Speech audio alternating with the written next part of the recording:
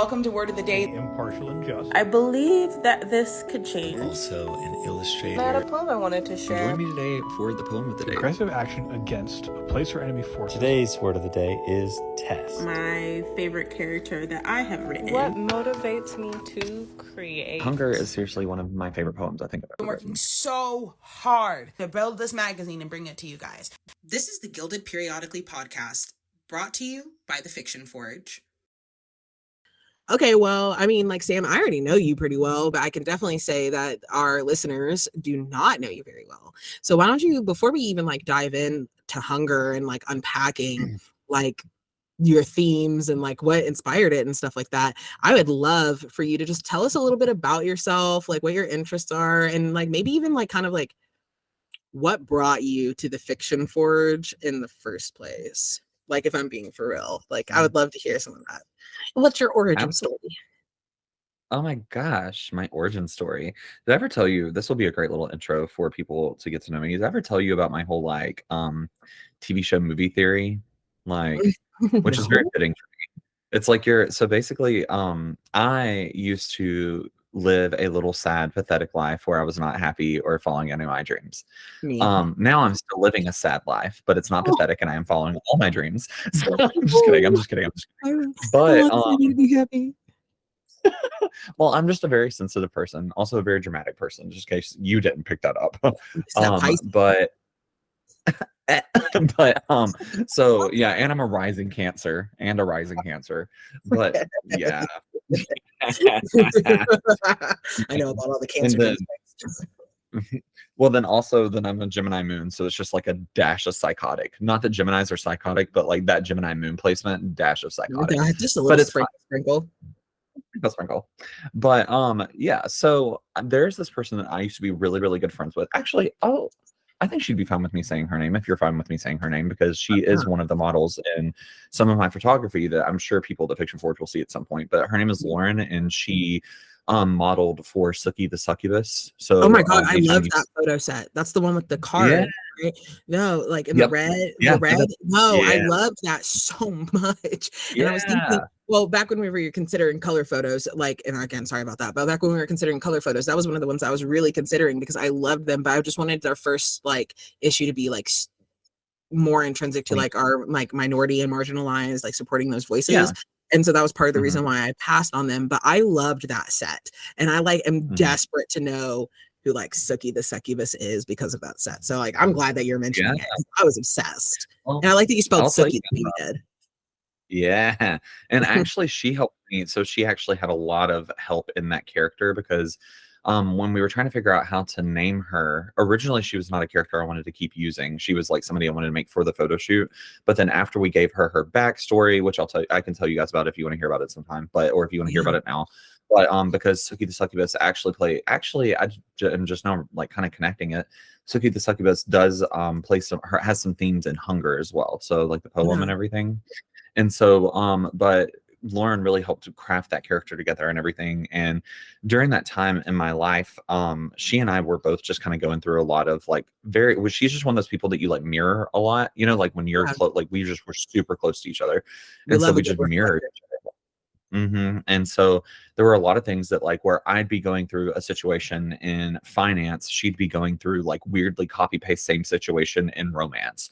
And it was really weird where it's like, you know, we'd be seeing themes like where something was being withheld from us or we were not deemed to be good enough for something. And it was like really weird how things lined up. And so one day we were just like talking, and she was also like my like number one like spiritual companion for a while, and she's like engaged, moved to a different state, like she's living her best life. That's why I'm talking about her in the past tense. We've just kind of like grown apart just because of like circumstance and everything, but she's still one of my favorite people. Like we were just talking over the weekend. And so yeah, and she has always just been a big supporter of me. And like there was a time in my life where I was just like really down bad. Like it was before I started working in film, and I guess that's also a little intro about me. I work on movies, which is super great and I love it. But it was before I got to finally like start working in film. I was still like the marketing manager at this company. And we just started talking one night, and I don't know how we like branched into this conversation, but we were talking about how like we could really see life like as a movie, and like how each person's life is like a TV show, a movie, things like that. And then we started like having this really weird like existential conversation about how our life and our existence is just like a TV show or like a movie for higher dimensional beings. Oh And yeah. that like we are like actively playing a character like that we have like a whole fan base and things like that that are higher dimensional beings that are like, oh my god, I'm going to tune into like the Sam channel tonight and see what Sam's up to, or like they're showing like a recap reel of like Sam's best moments over the past like 3 years or 3 Earth years, you know, things like that. And it was really cool because like yeah, and so like it was really cool though. Yeah. And so like we were just talking about how like each person in this higher dimensional like space could have their own TV show, or they could even like there could be specials where it's like for 2 seasons 2 people's TV shows merge, and it's like they're the main characters of the TV show, and it's like and like how the like producers of these shows would like choose to do this, or the analytics of like, oh well, this person over here in this like in this TV show has a similar fan base, and actually like 75% of their fans are shared with this person, so like maybe we should merge their seasons for a couple of seasons, or like merge their show for a couple of seasons. And it was this whole thing that basically like when things are going bad, it's because the producers are really trying to get your fans' attention, and like they really want your fans to be like no, and like rooting for you. And like thinking about that like really like helped me tap into like a positive Delulu state where I was like, wow, I've got so many fans watching me all the time, and like if I'm going through hard things in life, then I have to like I've got to put on a good show. Like I've got to be dramatic. I've got to cry. I've got to have like moments where I'm just like, they think I'm ready to give up. You know what I'm saying? Like I got to really get into it. But I got to put on like really good growth too, to show them that like good character arc and stuff like that. And I don't even know why I jumped into that, but it's just something about what you said at the beginning made me think of that. And so that's like, I don't know, that's how I just like live life. And so during the point in time, I guess for how I came into the Fiction Forge, I followed you on TikTok because you came across my page. And I think at that point in time, well, at that point in time, if I'm not mistaken, and not to like out you, I hope that's okay that I'm saying this. Like, I think you had like 5,000 followers, and I had just at like 1,000. And so I was like, wow, like I see this person like come across my feed, and I really like their videos, so I'm gonna follow them. And so then and then a few months passed, and you were like growing in followers. I was like, damn, like all right, this person's like really growing. And then I liked it. Yeah, and well, I liked and commented on one of your videos, and then I saw that you viewed my profile, and then you followed me, or either that, or I came into like a live or something. No, you and came into like the live was when I followed you, but I didn't. I don't like I followed you because I liked your username. I remember that, and then it wasn't until later that I like because you commented under something. I went and actually like looked at your profile because I was like, I don't know nothing about this person. I just followed them because I fucked with their username. It was the best decision I ever made in my life. It was a moment of pure intuition. Like no joke. Like my intuition said that person gets my humor, and it was it. And honestly, like to be for real, Sam, like I didn't really even know who or what was on the other side of the camera. Like actually, I think I assumed that you were a girl. No offense, but like I was just like, yeah, that's like a lady, and I was like, I love ladies, because like I just don't follow a lot of like men or masculine people. But then I was like, not surprised. I don't want to be like I was surprised, but like then I was like, oh, this person's way too chill. Like I was like, this person's way too chill, and I like loved it. So I was like, I didn't even care it then, but like at the time, yeah, I think that's how we met, for sure. Yeah, definitely. And so when you followed me back, I kind of fangirled a little bit, and I was like, oh my god, okay. And so, but at that point in time, I was working on movies, so I was like, okay, I work with celebrities. Let me not. But it's so funny because like it's little things that like I say little things like normally people would like fangirl over like some of the celebrities I've worked with, but like for me, it's not that. It's like when a tarot reader like references my existence, or like when or like last night I went into this emo night, which is why my voice is a little crackly. And so like I went to this emo night, and literally I like fangirled over the like band the entire time. And I've never heard them before. Like they're very up and coming, but like they were like amazing. They were so good. And like I went and talked to the lead singer afterwards, and she was so nice. And it was such a magical experience. And I was like fangirling the whole time. I was like, I don't do this. Like I work on movies. And she was like, oh, that's so cool. What do you do on movies? I was like, stop. We're talking about you. Stop it. You know, like you don't need to know anything about me. Just know that I'm the mysterious fan in the crowd that's obsessed with you. So sad. And I just met you tonight. Like, or I just like really got into you tonight. But they have really good music. Their name is Criers. Shout out to Criers. Anyways, that's but yeah, a hardcore name. Yeah. And so then I won a tarot reading from you. So like you had like a thing, and so in that tarot reading, Yeah, that was like one of the best tarot readings I've ever gotten. I've always been very hard to read, and it's just like, as you've seen, like sometimes my guides just really be trying to get in the way. They just really try to get in the way, and they like, and sometimes they don't even know what's going on. As you saw, they're like, something, look, it's above us, you know. Yeah, and so, I think that was the last reading we had that they were like, we don't even know what's going on. We're just waiting for information from heaven or whatever it was. So yeah, but you managed to give me like a really good tarot reading, and I was like, wow, I fuck heavy with that. And so then after that, you kind of reached out randomly because you said that you got this like random download that was like, Sam needs to be part of the Fiction Forge, and I was super nervous to start with. Super nervous because I had also just started my company. Yes, I had just started my company. You know, I had just started Enhance, and it's more on the production side. And I was, you know, mid strikes. I was back home in Clanton trying to take care of my mom because her health was not good. We had the farm going on, so I was just really nervous because I was like, "Am I going to be biting off more than I can chew? Am I gonna like? Is this gonna be, you know, like?" And so, that's how I felt when I started Fiction Forge. I was like, "Oh yeah." Well, I will say, like, every like being part of the Fiction Forge has been like one of the best parts of my life over the past year. Like this has been like, from the moment that it was like that first meeting, I felt a little nervous, but I was like, okay, I'm here for a reason. And it was more so that I had to like remember my value and remember my worth. And so I just kind of sat and observed and listened, especially because we were having issues with the software we were using for meetings. So I was like not able to talk because of the whole like weird mic problem. But then it was like the second meeting, you weren't able to be there and Ben was running it. And I don't know why, but I just felt like, okay. And I think there were some like, I think the energy out. Well, and we can take this out if you don't want to, but or if you don't want it in there, but there were just certain people that were not in that meeting as well. That like, I think I was just picking up their energy. And but yeah. And so I just felt very like, because of the energy that was in there and the people that were in there and like who all was there, I just felt like comfortable talking. And I just started talking. It was a smaller meeting and like, too. Yeah. And when I started talking, meeting, sorry, not to interrupt, just that I think that meeting was literally just like you, Ben, Luch, Drew, Miro, and maybe Jan, and maybe I'm not going to mention their name because I'm not friends with that person anymore. But the other person who was like they're trying to do marketing, I think that she was there as well. She's pretty okay. But yeah, and I mean we don't have to keep. I don't really care. I mean the people that left the forge, and they know what they're missing. Yeah, but just that means I don't know why. Like I just felt, I just felt really good. I felt comfortable. I felt like I don't know. And whenever I spoke, I just like everyone received it, and like Ben got like really excited, like they do, and they were like, "Okay, hold on, wait, we gotta calm down. We gotta calm down and wait for Hues to be back. We gotta wait for Hues to be back before we start talking about this stuff too much." And I was like, "Sorry, getting carried away." And they were like, "No, don't get carried away. Get carried away. Just next time when Hues is here." Like, I like hearing how like okay, I'm gonna fangirl a little bit, but like I like hearing about like how Ben interacts when I'm not around because like I guess I just don't get to see them not being near, like we're together.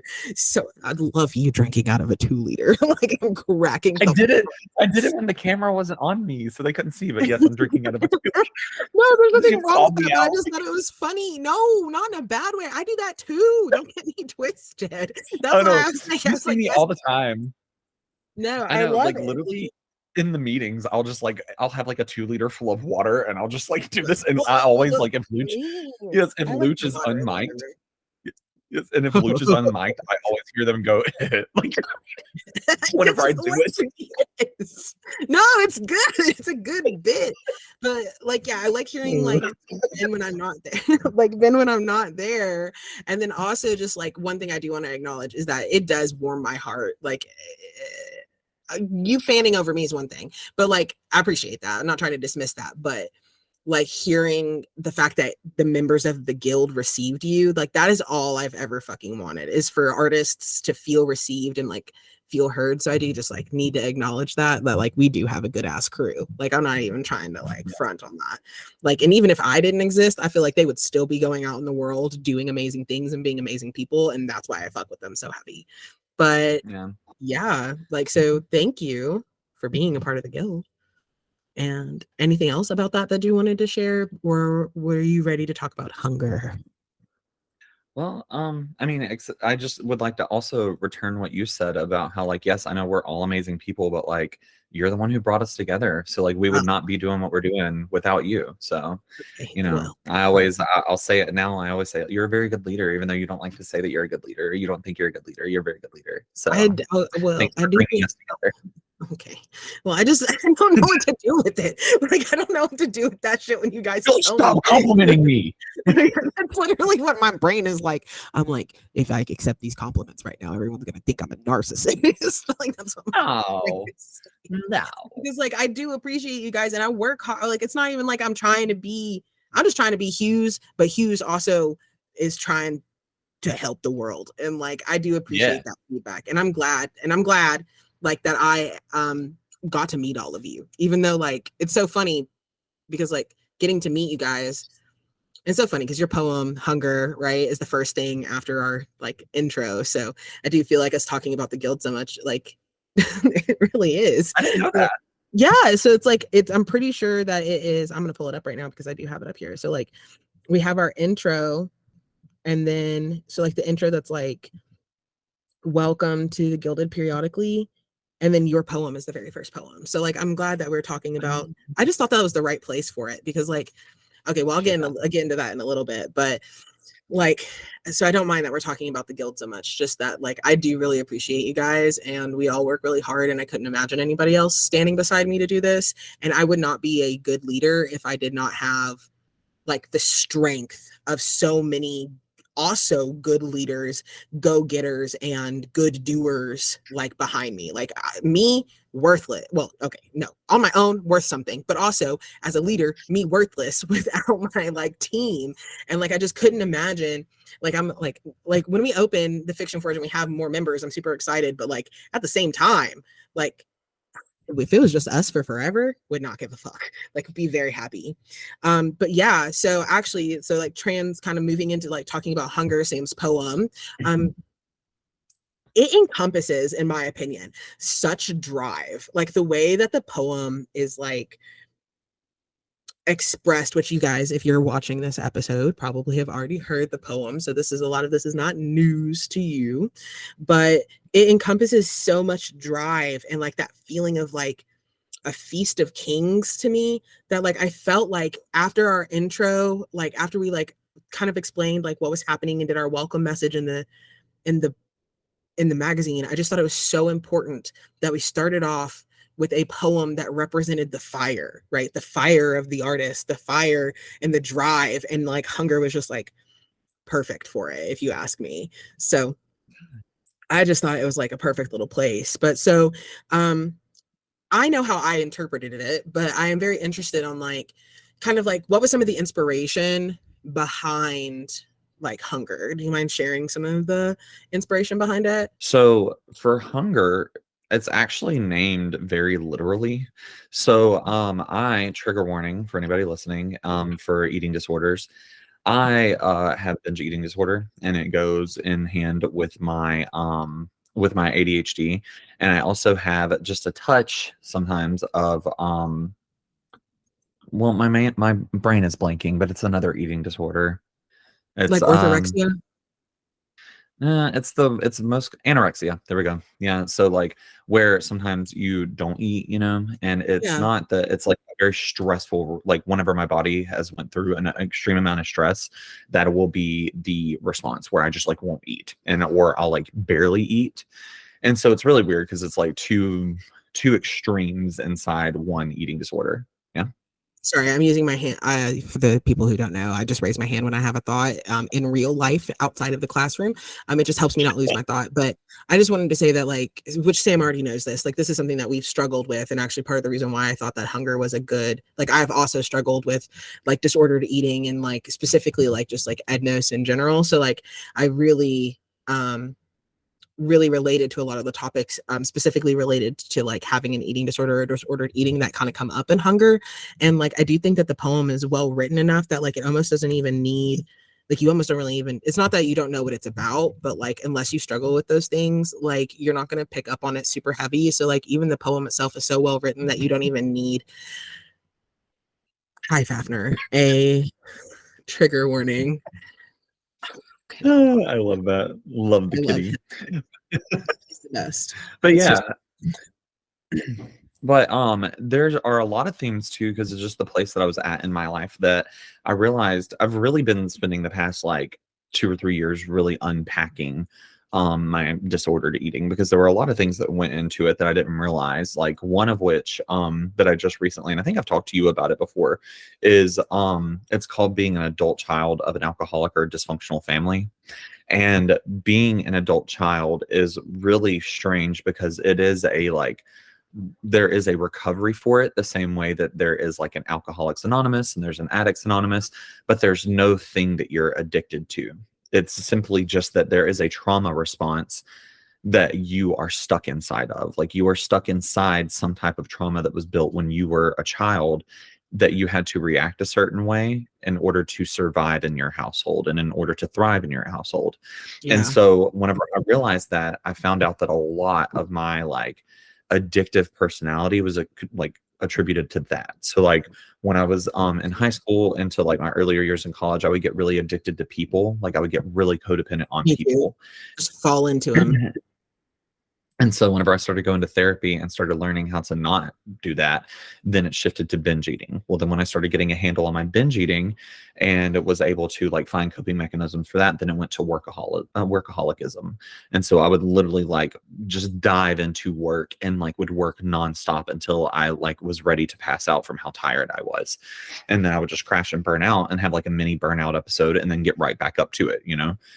And so then after that, of course, I started tapping into, which thankfully, because I grew up with there are a lot of addicts in my family. And so I knew the warning signs very quickly, but I started struggling a little bit with substance abuse. Not bad. Like I was able to break it very quickly. And I was like, okay, this is not an addiction for this. It is an addictive personality overall and a like codependency overall that is a theme now that is bouncing from place to place in my life. I need to figure out what that's about. And so when I went back to therapy, and so when I went back to therapy, Oh, I just said that I really relate to that so much. And like, I didn't even know, like, I mean, I knew about the kind of like that they had like groups and that they had like a diagnostic criteria for people who grew up like in addicted households or even just like dysfunctional households. And like, I guess I just, like, I also have always kind of considered myself like having an addictive personality, less being addicted to substances, even though I've used like some substances and have struggled with substance abuse in the past. And so like, I'm just really resonating with a lot of the stuff. Like I'm like absorbing a lot of new information and like almost having like a brain blast, like Jimmy Neutron brain blast right now, about some of the stuff that you're talking about. So I just was like, just saying that I related to it so much, like, and you know, again, not surprised that we're friends and that we're aligned. That's all. And like, I'm just so glad to also, one thing is like, I'm glad that we're able to give you like this space to talk about that stuff. Cause like, I mean, I didn't know all that about you, but I think it's great. So anyway, back to talking about your inspiration. Well, no, I also just really appreciate that too. And I appreciate the space to talk about it because like, you know, through enhanced podcasts, like I talk about it sometimes, but not a lot, you know, like really enhances about like the co-host that's on there and everything. But like with this, like I really got to, like I'm getting to present one of honestly my favorite poems I've ever written. And I'm getting to talk about it in detail too. So that's really cool, especially because I wrote this back in 2022, at the beginning of 2022. And while I was writing it, because I wrote it in chunks, like I didn't write it all at once. I like each, and I'll get into that I'll get into that. Like there was a whole lot that went into it, but the last little piece, like the very last paragraph or the last like section, I wrote them all within a 2-month span, but the last section I wrote after I experienced the loss of someone very, very, very close to me. Or well, I won't say close, but very dear to me, someone that was very dear to me. And they were a friend and they passed, unfortunately, from trigger warning, a fentanyl overdose. And so that I wrote that sucks. And I wrote that last chunk right after they passed. And so this was a really weird like thing, because looking back all the way like up to that point, these are all things that I'm still learning about. Like these were all like each chunk inside each paragraph, I guess you would say, like in the poem is like and so is a chunk of like what my identity was then and still is now, like what I've been growing out of. And so hunger is not just about physical hunger or like, you know, like that binging thing. It's about like craving for life, craving for existence. And there were different pieces of me internally that were craving for existence that I was not giving the opportunity to exist. And so I thought it was really interesting whenever you said that I see you. Yeah. I'm sorry. For I those, just again. Go ahead. Go ahead. no, like, well, because when you were doing that, like like the camera wasn't on you, or the camera wasn't like like looking to you. So I just see you sitting there doing this, and then I'm reacting, and I'm like, nobody knows. Like, so if the people that are watching and not listening, Hughes was sitting there like giving a little devilish grin, like tapping their nose with their finger, like, That's my interesting. That's my scheming face. Yeah. But like just like listening to you talk about like, and like I hadn't even like connected that, but I did just have a realization. And like, obviously we're here to unpack your work. So I feel like this is really relevant, is like, I am not surprised that hunger is our starting, because I like intuitively put these poems where they were supposed to be. Like, it was very much a spiritual experience for me, even though I fucked up and didn't have all this stuff, but that's okay. People make mistakes. Hughes is human.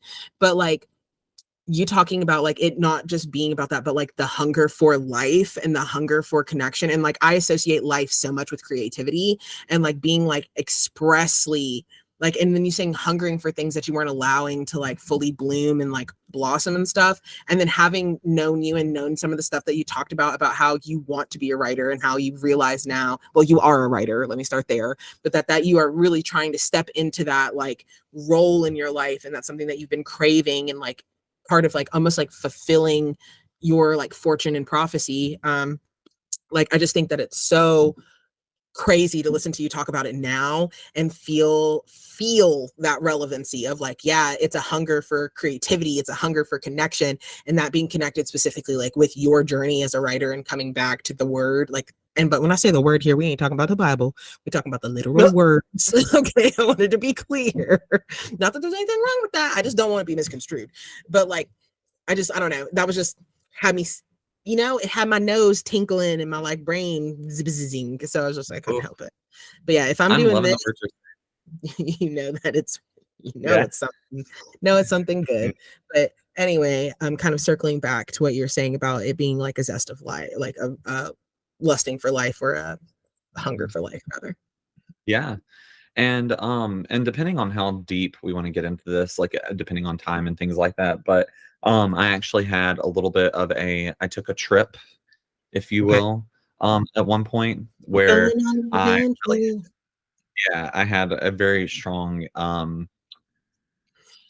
shall I say, like, experience about life and existence, Journey. based around masculinity and femininity and like craving and order, like craving and satisfaction. So this all happened like within a year after, like me writing Hunger and everything happened pretty much a year to the date of me going on that journey, taking that trip, if you will. Yeah. So but each part of Hunger, we're adults, by the way. I know we laugh and giggle like children, but we are adults. I just want to be clear for anybody. My birthday is this week when we're recording this. My birthday's this week when we're recording this. Yeah. And like, not just that, Sam's their first episode that we're recording right now, and I'm just like about it. Oh, I know that was just a feast for your ears right now. We're here for it. I'm here for it. You're here for it. I am. Yeah. I'm plugged in. So a fun thing is that the first part of each stanza, the first word tells you what area of life that stanza is written about. So it starts off, obviously the first word of it is adolescence, and that literally means adolescence. And so there was something in my reflection, because I was doing this like deep meditation and like deep soul journey while I was writing this too. And I literally mean that as like a soul journey. I was not under the influence of any drugs or anything. It was just like meditation. And so our tones. Now when I was when I was talking about a trip, that might be a different thing. But this right here, whenever I was like reflecting on this was all just meditation. So you good? I'm great. I was just laughing because you're funny. Yeah. I'm just glad we're here together. So yeah, but adolescence, it was not just about adolescence, but there's like, as I know, as a tarot reader for you, you probably picked up on a lot of symbolism throughout the whole thing based in tarot and things like that, and like having the different suits involved and things like, so on and so forth. And so originally Hunger, it has 5 stanzas to it, but originally it was supposed to, wait, let me make sure I'm not lying to you. No, it has 5. I just actually counted them. Yeah, 5.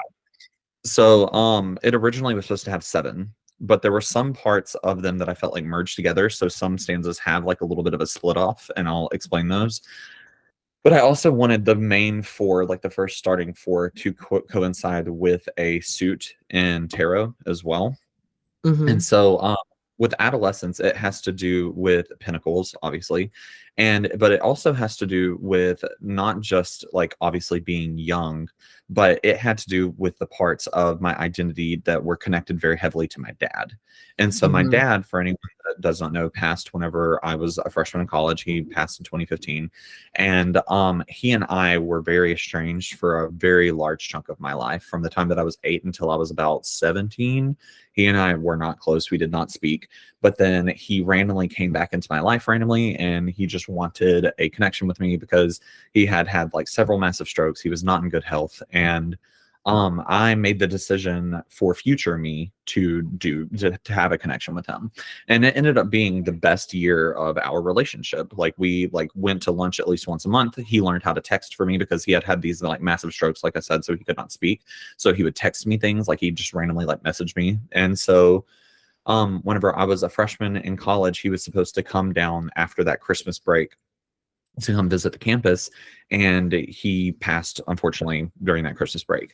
And so whenever I wrote this, I was thinking about like, and also I had just had some really big breakthroughs that year as well with my therapist around my identity with my relationship with my dad, because my dad was not only was he not a good dad, there were just things that he did that would constitute him as not a good person.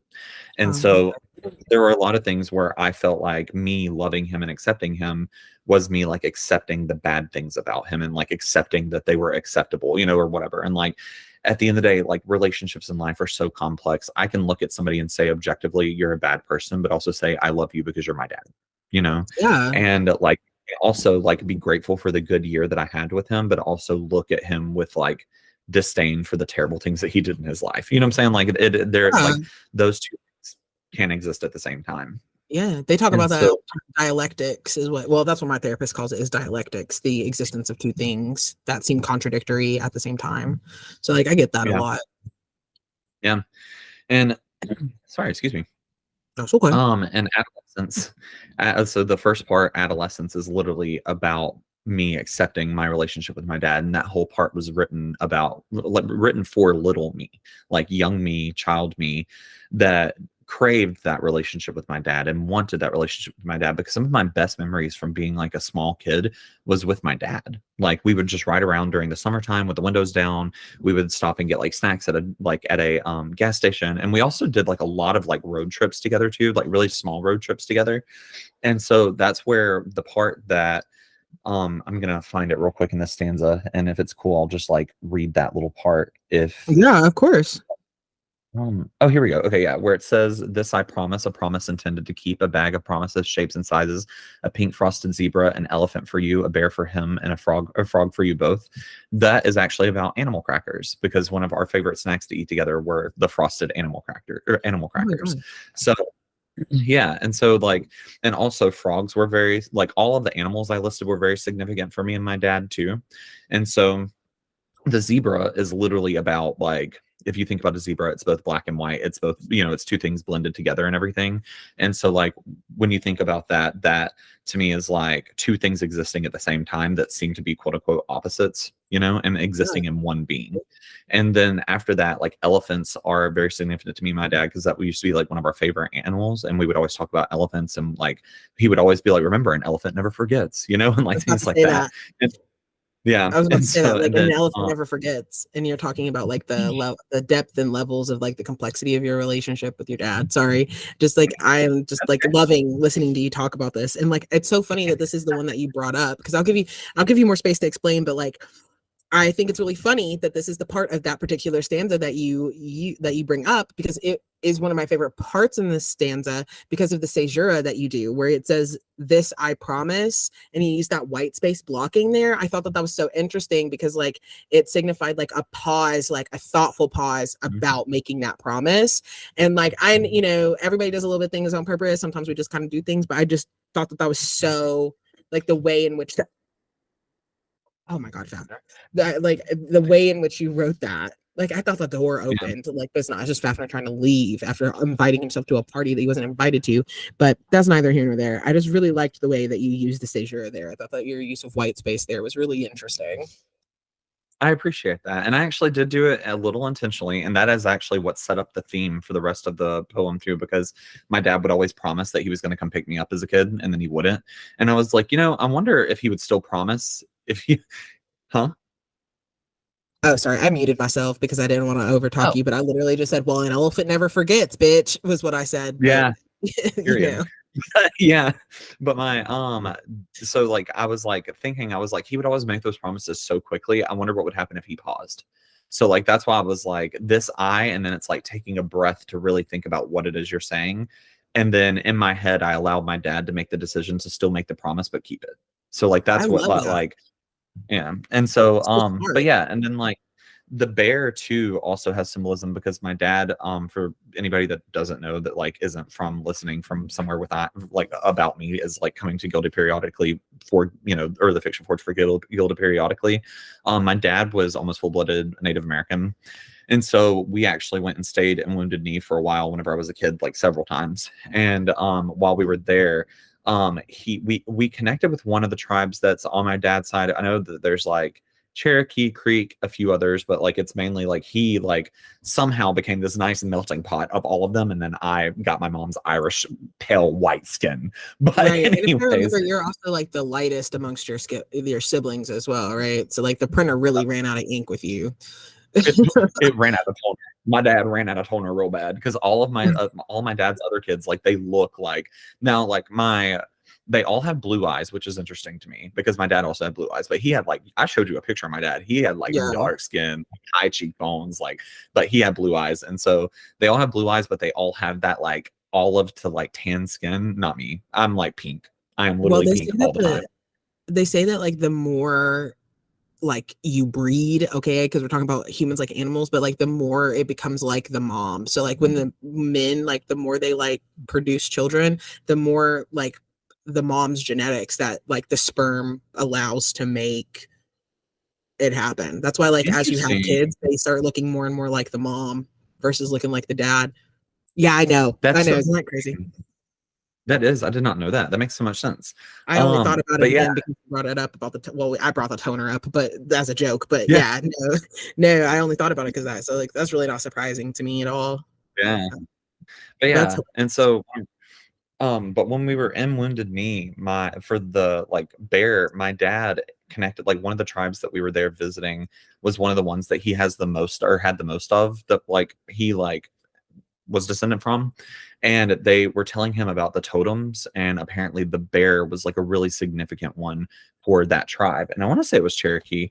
And he had always talked about how he felt very connected to the bear. And there was someone there that he was talking to that literally was like, yes, like, like the bear is like one of the prominent ones in that tribe, and so on and so forth. So like he would call himself Papa Bear, and I was Little Bear, especially because I liked the like cartoon Little Bear when I was growing up. I love and that then cartoon. Yeah, and then the frog is significant for us too, because he used to drive a truck, and his like trucker name was Bullfrog. And so my older brother, who I'm not really close to, but like the reason I put it in here was because of the fact that like that is my brother, and like it's that craving to be close to family, And so whenever he used to like ride around with my dad sometimes, and so they would always ask on the comm, or like whatever it's called, the little radio thing, they'd be like, Bullfrog is Tadpole with you, talking about my brother. So it was like, that's hilarious. I think I don't know if I mentioned this to you, but like just because you're talking about CB radio, my dad was not a trucker, but he had a CB radio, and his radio, like CB radio name was Razorblade. There's a lot that goes into that, but it's so funny because like my dad's middle name. We share the same middle name. So his name is Ray. Middle name was Ray. So it was Razor Blade, right? And then like I'm Little Razor. So it's like Razor Blade and Little Razor. And it's so fucking funny that you're bringing that up right now because like I just was like, let's have a dead dad's club moment where we're talking about our dad and our love of CB radios. This with dads and CB radios. But honestly, anyway, though, I know like Southern dads, and like CB radios, and then like the police scanners, like they love listening to the police scanner. Yeah. For whatever reason. Well, anyway, so they call over the radio for a little tadpole, right? Like, is tadpole with you, bullfrog? Yeah, exactly. And so that's what that was all about, was like the significance of the animal crackers, because one of my favorite treats was the frosted animal crackers. I still fuck them up. If I see them, that's mine, so like I still love them. But that was something he would always get me when we would go like to gas stations or convenience stores. We'd get that. And like the part 2 that comes immediately after that, where it's saying, grab them out, eat them whole, chew them up, spit them out, do what you'd like because they're your promises. That was like a symbol of like me, like my dad would like, I got to just be me around my dad. It's like I didn't have any type of like, and I think that's sort of like what I craved for so long, was like that feeling of wanting to be able to breathe, because I didn't have to perform a certain way to be around him. Like he already knew that, it sounds bad, but he knew he was on thin ice anyway, because he would hardly ever actually show up whenever he said he would. So whenever he did, I was able to just like be myself, and I was able to do what I wanted. And so that was the significance with him, like buying me the treats and things like that, was like, they're yours, do what you want with them. Like you can literally chew them up and spit them out if you want to. I just kept my promise, and that was what was important to me, So again, just that mental like decision to allow my dad to keep a promise in my head, and then like actually tying in reality with it, where I was allowed to just be myself and be who I was, even though it probably was a little bit of irresponsible parenting on his part. I was still able to just be me, like, and that's something that I crave a lot. Cathartic for you, though. Oh yeah, just that it was so cathartic. Yeah, so that's really fucking cool, for real. And like I like the way that you bring that, like hearing you explain this, like when you read the poem, like you might pick up to those undertones, but like it's described so well that like it's almost like with the detail, like hearing the detail from you, like it just makes, it's not that it didn't make sense before, but it just like makes so much more sense. And I can really tell the thought that you put into like the way you were building this poem as you were building it. And so like I'm really enjoying it. I'm sure readers who are also interested in like writer intention, specifically like artists' intentions behind their work, are also eating this up. So I'm very excited to kind of hear about like these other stanzas as well, and kind of like what brought some inspiration into those areas as well. Yeah.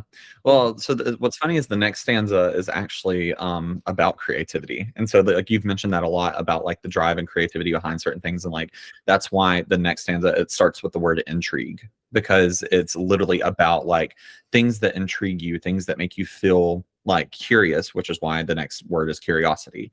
It literally is about the things that like make your brain want to paint a picture. And that's why the whole next stanza is describing an artist that is trying to make the decision on painting a picture.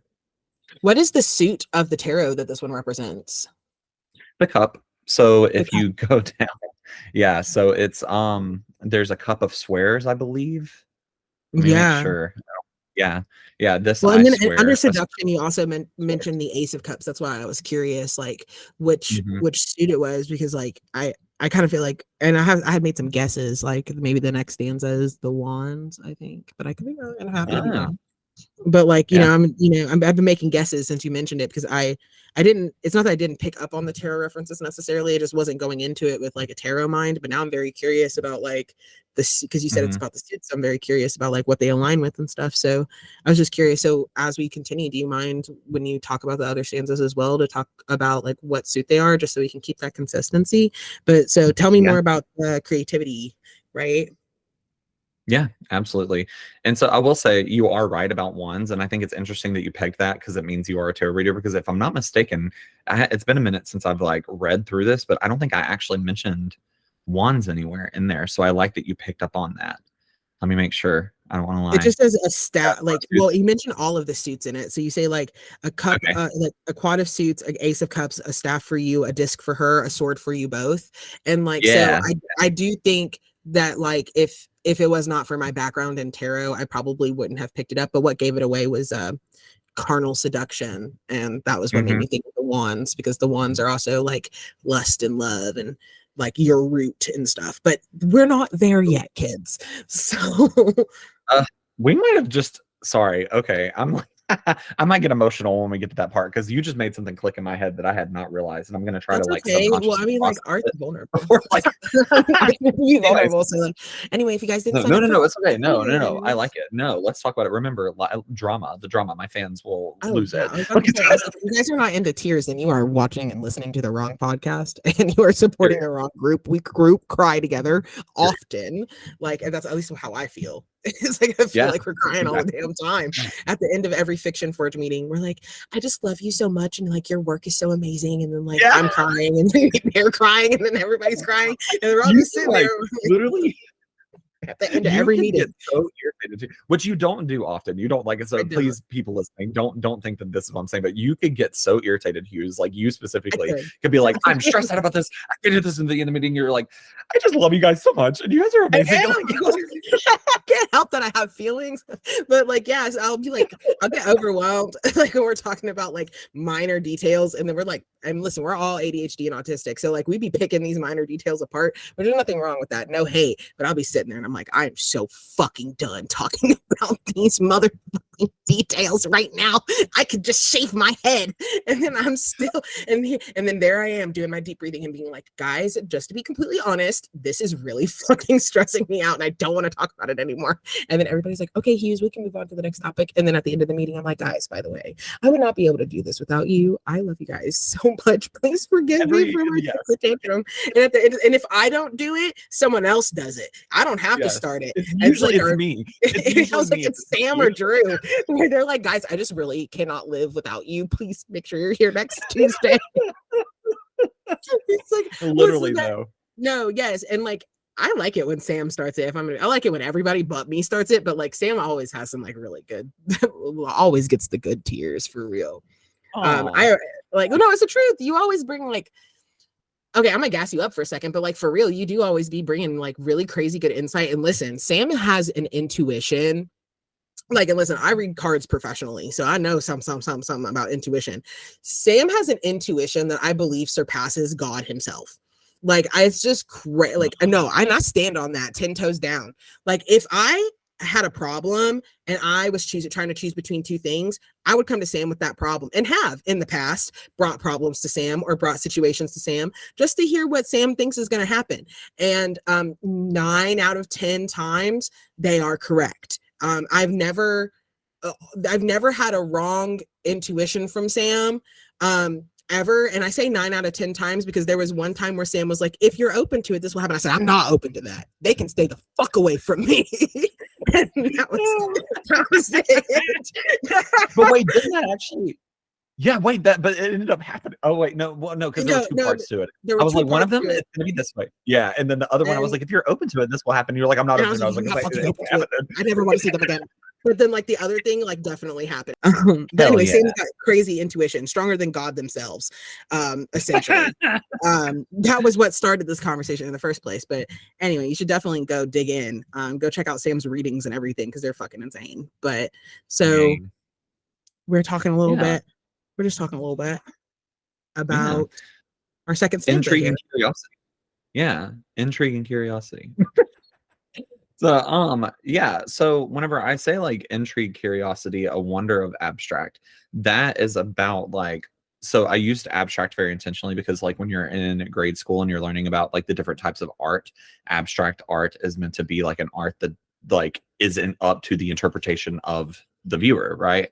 That is obviously about art. That is about being a painter, but like, because I am an artist, but like that's, and I mean, that is part of my identity, but like I really used art and painting to symbolize my like writing and my craft as a filmmaker. So like blue-eyed and freckled faced, like what is that? And like a princess of colors, like I'm playing with gender here. What's going on? So I have this tarot deck. It is called the Illuminati Tarot Deck, and was my very first tarot deck ever. It was bought to me by an ex-boyfriend. Shout out to him. But and so famous now, bitch. yeah, and it's like my main deck, my residing deck, and everything. And in that, the artwork is beautiful, and the Princess of Cups. So it doesn't do the like the Just princesses royals of age, right? Yep. Cool. And so it has a Princess of Cups in there, and she's just very pretty, very beautiful. All of the cups are very beautiful. They're obviously very blue themed, but they always like sneak in hints of gold or hints of purple, hints of things like that. So that's why. And this, yeah. And so you would associate it with what? With creativity, the color gold, yeah, and the color purple specifically, especially gold, because like a lot of people who have like golden auras, or like at least a lot in my work, a lot of people come to me that are like creatives and are meant to be creatives. They have golden auras, and it's a part of this like connection to like unconditional love and the Christ consciousness that like produces this golden aura that like, at least for me in my line of work, because I'm a fortune teller, like I get a lot of artists seeking their fortunes, wanting to like repack their lives, right? We end up getting a lot of people who have golden auras, and I'm always like, you're not famous yet because you're not making art. And if you would just make art, you'd be famous. But anyway, what color's my aura, Hues?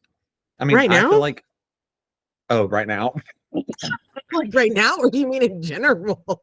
In general, it's like two different things. I don't think you want the answer right now.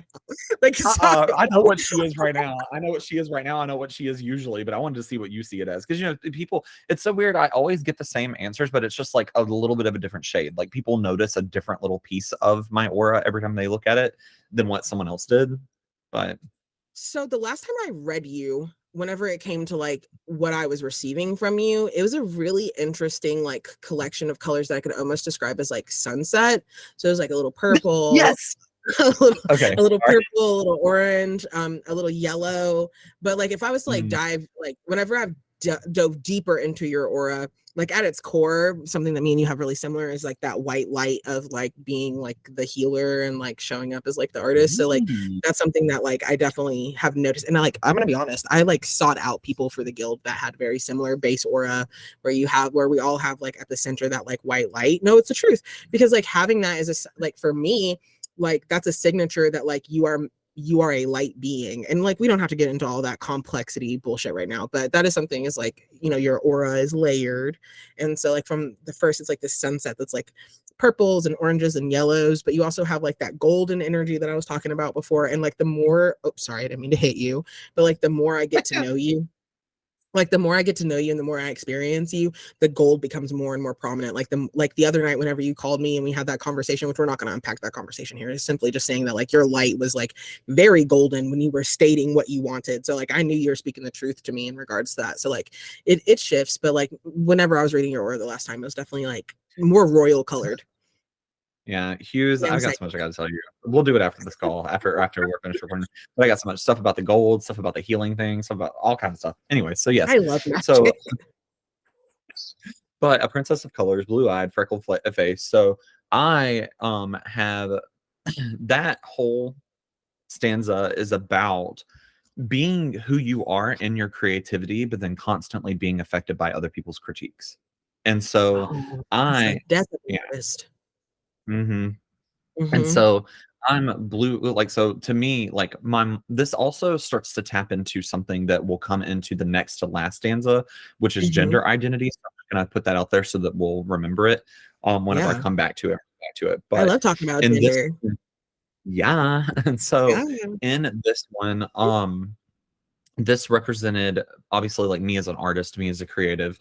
But whenever I was in college, and I guess I'll start there. Whenever I was in college, I was like, I had ADHD, but was not diagnosed until like well after college. And so I really struggled through college. But one thing that I was really good at was my video production skills, like really, really good at it. And I had this one teacher that he and I were very, very close. And he's like the main academic advisor for that whole department at that college and everything. But whenever we would have classes together, it was like he would always target me. And like there was this person that I'll call her A just so that I can like say a name without accents. saying her name, but A was like his class favorite, and we were the only person in our year that was in that program together, and so we became like really good buddies, like in every single class that we had together and everything. And A was his favorite, and he and I were super close, but it was like I was always the one catching his shit. Like we'd be in class and somebody would be talking, and it would be like her usually talking to me, and I'd just be like listening, and he would look at me and be like, Sam, stop talking, or I'll just wait for Sam to stop talking. And it wasn't me, it was her. And so she like, I did not know this. What's also interesting, and what's up? what I'm not saying now is that like I'm a Pisces sun and she was a Virgo sun. So it was really interesting, like our dynamic too. Like, but we would just sit there in class together, or she would be talking for a really long time and I would just stay really quiet because I didn't want to get in trouble. And then I would respond once, and then he'd be like, okay, I'm just gonna wait for Sam to stop talking. And I'm like, and so it happened like that all the time. And then like I would do a really good job on something like a video assignment, and I would like follow the rules to a T. And he would show, like we would do, like we had to present our video assignments to the whole class. And so I would show mine, and I'd be like really proud of it because I'm like, I followed the instructions to a T and like used my own skills on it. And I was a little ahead of the rest of the class because I had already been in like video, like I already had internships and stuff like that where I was really honing my like video editing skills. And I was taking the classes I had to take.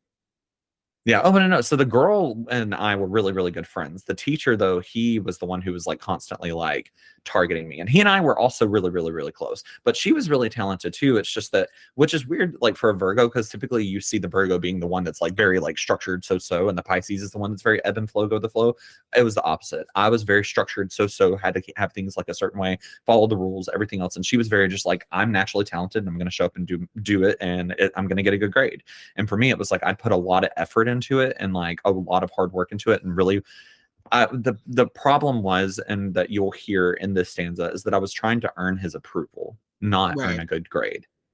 And so finally, like it came to a point where whenever he would like show my videos to the class and everything, he would like pick them apart and be like, well, this is a cheat, you shouldn't have used a transition there, or you shouldn't have used that there, that's a cheat. And I was like, well, you didn't say in the rules that we couldn't. Yeah, but basically he was saying that I was like doing cheap or cheating at like video editing or whatever, whenever I literally had like internships for the college and for like places in the community that loved my video editing. They like ate that shit up. And even today, like, you know, I do freelance video editing all the time. And like, so, and you know, like there are some points like in vlogging, like I have clients that, shout out to two moody chicks, I love them, I've loved working with them, and on their videos I do like a fun little like I do like little like cheesy things sometimes because it's like funny. Wait, you know, edit their vlog? Sorry, I didn't know that. Yeah, I do the video editing for their vlog. Yeah, so what? Yeah, and so they I don't know. I like guess I'm delusional. Not against them. No, not against them. No hate to them. 100% 10. I guess it's just where I do everything myself. Like whenever I hear, like, I know that there's a place for video editors in the world, and I know that they actually like have work. I guess in my mind, everybody just fucking edits their own vlogs, and that's on me being like making shit harder for myself. So that's why I was like, I guess I'm just delusional. Like, I'm glad you got work, but like, what the fuck? Yeah. But shout out to Sam for doing all this crazy shit, teaching me new stuff every day. I don't know why I thought that. I know that big time creators do that. I guess it's just like where I'm like little. I'm like, I'm gonna do everything myself. You say little, you're starting to get up there too, pal. You're about to get to that point where you need a video editor, and you know who you call. I'm just kidding. You'll use me through the basically. I'm struggling. I'm not struggling. I'm just like gotta keep up with everything. That's just how it is. Got a lot of projects, and I'm like a Capricorn, so I have to do everything myself. Speaking of, I have another project that I'm going to be bringing to you soon, but I'm gonna fucking throw up. We already have so much work. I'm so happy about it. I'm happy too, but I also want to fucking throw up. Anyways, so but yeah. So this teacher, though, he would like really pick my stuff apart, and I'd be like, that wasn't against the rules. And then he would get mad at me for like arguing with him. And that was something I always got really irritated about with college professors. It was very like, they would just make shit up sometimes, and you'd be like, that's not fair. And they'd be like, why are you fighting me on this? And it's like, well, because you're being legitimately not fair. I can go to the provost. I can go to the school board. Me to like I can do that, show them the like paperwork showing that this is not fair if I need to do that, or I could just like talk it out with you right here in front of everybody, you know, like, a semester, so like you're my bitch. Don't get it twisted. Like I'm paying you every semester. Fuck off. Yeah. And I went to a private college. It was like $50,000. Yeah, it was like 50,000. It was ridiculous. But anyways, so all that to say though, at the very end of it, we had this big thing that we had to do, which was called like a senior seminar. And it's basically like the same thing as like your thesis or your dissertation or whatever. Like it's your final project that shows the culmination of all the skill that you've learned up to this point. And so in that, there was one teacher that she was one of the main teachers that did seminar.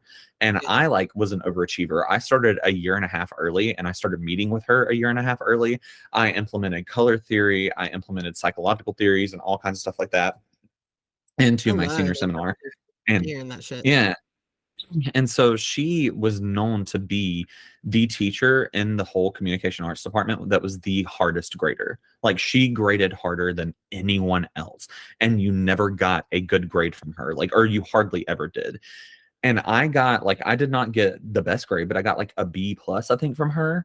And like for my senior dissertation, this professor that I'm talking about the whole time, like the one who always targeted me in all of his classes, and like we were always super close outside of class and everything, he graded me worse than her. That was the only time that had ever happened that a teacher graded worse than what the teacher who ran the class did. And because of him, I did not make the dean's list my senior year. Wow, what a bitch. Yeah, and so I was really heartbroken too. I'm currently like, I also once I got on the dean list, didn't want to give it up. So like I totally get that. Like I would be pissed too. And it really hurt. And so we did this because I, went to college in Mobile, and it's like sister cities with New Orleans. We do there's a lot of crawfish boils and stuff like that. And so we always did like a Comart senior April. Like, huh? I said, ooh, we should do that in April. Ooh, we should. Oh my God. I have a pot. Oh, I bought a big pot for a crawfish boil. God. I know. Let me tell you something. Crawfish boils. I know this retreat is not the first time. I haven't spent too much time around these Cajun fuckers. Like I can help you season, babe. Which you lived in Louisiana for a while, so you know how to season food anyway. So. Well, yeah. Well, and it's in my blood. But yes, no, I love cooking too. So like I'm definitely down. And then just like you talking about it, I'm like, yeah, we should do that in April. We should definitely do it. And like it'll be so cute with our corn and our little like anyway. We're gonna have a fiction for to get together in April to celebrate our magazine, but neither here nor there. Just the crop. Up. So we were at the Comart's crawfish boil, and I and the girl were sitting next to each other, and we were talking because again we were like really good buddies and like the whole class and everything. And up to this point, I was just like really in my head thinking that this professor had been like targeting me the whole time. So he comes walking over. He wants to sit across from us because we were the two students that were in his direct program. So like it wasn't like he was part of the entire program, but we were the two like video production / film students. And so he, I guess, could tell that I was like not happy with him, and he kept like taking these little jabs at me and like stuff like that. And so there came a point where he was like, oh well, I'm really gonna miss Sam talking in all of my classes. And I like snapped in true like Pisces fashion. I snapped and I was like, I never talked. You just always like to blame me for any little thing that went wrong in one of your classes and didn't want to accept responsibility for the fact that it was just a reflection of you as a teacher. And he went, what?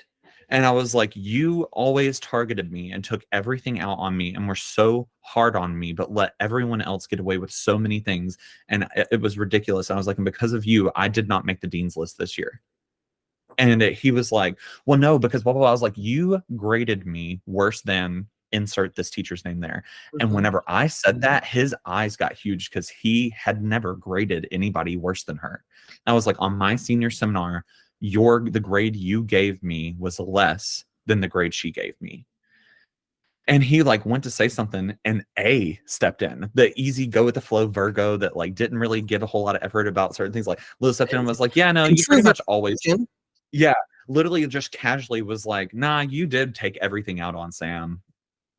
And he went and looked at her because keep in mind, that was like his favorite in all the classes. Yeah. And she was like, yeah, there were a lot of points in time whenever I was sitting there just like chatting the whole class, and you would always blame it on Sam. And I always wondered why, because we don't sound the same. And his like color drained, and other professors were hearing it at this point because we were at a crawfish boil. And he was just like favorites. Yeah. And so like, but the thing is like in that moment, I realized that he just like did not realize how he had been treating me. And he Yeah. kind of sat there for a minute and he was like, "You're right. And I'm really sorry." He was like, "I think I just always saw something in you that was like me. And I did not want you to fail. And I did not want you, like, I really wanted you."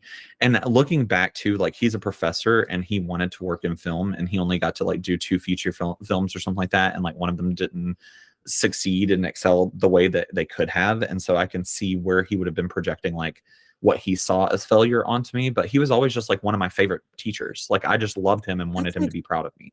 You know? always what they do though, right? Is that they'll be like, I just saw something in you that I used to see in myself, and that's why I'm going to treat you like an actual trash rat to prove Yeah. that you have the ability to come over. And like that sucks, but like, you know, I do get the understanding, like, you know, I'm here understanding like where it came from and like why that could be really motivating. I've had professors and teachers like that and people like that in my life too that are just like, I just want you to succeed and I know that you're capable, so I'm harder on you. But also, you could have told me that from the jump and been like, yeah, like I'm gonna treat you like shit because I see that you have potential. So like, I mean, I can understand how that like really fucked with your psyche. And I'm also really proud of you for standing up for yourself. And also, sorry, I called you a jealous bitch. I didn't understand the full context. I'm glad you I'm glad you stood up for my homie. Shout out. Sorry. That's my okay. She Scorpio. probably will never hear this, and she's like off doing her own thing, living her best life. Like she's just, she's always just been one of those chill. I Don't mean, say never. what's really cool about her, you know, maybe I should reach out to her. She used to write a lot of poetry in college about depression, so maybe I should reach out to her sometime and like tell her to submit to the fiction forge. But anyways, so yeah, we can't help but work. We just love the forge so much. That's all we talk about. But yeah, so the whole, like, that's what the whole poem or the whole stanza is about this girl who has like this like craving for art, this craving for creativity, and is so excited to share it with not just like the world, but with the people that taught her. But she's constantly being shut down. And the undertones of gender here, I will say, because they really come up in the next stanza, is that the reason I wrote about a girl and the blue-eyed freckled face, my mom and I were really close when I was growing up, and the things that she loved about me were my femininity, but the things that she also were most disappointed in me about were my femininity. And so there was like, I had to constantly like hold my breath and step, like, you know, kind of like walk on eggshells in order to feel comfortable growing up in our home. And there were just certain ways that I had to perform where I realized, like, there came a point, like, especially whenever I became a teenager, where I was like, my life, because of the life I was given, would be so much easier if I was just born a girl. And so there were these like things that my mom, like, she would always say, like, you just remind me so much of me, or you look just like me, and blah, blah, and all this other stuff, where it's like, I could tell that she really connected with me on the ways that I like represented her, if that makes sense. And so like, I have hazel eyes, and they are like, they look blue a lot of times, but they, like, if you look at them, they are not just blue. Like, there's they green, look blue like, right now.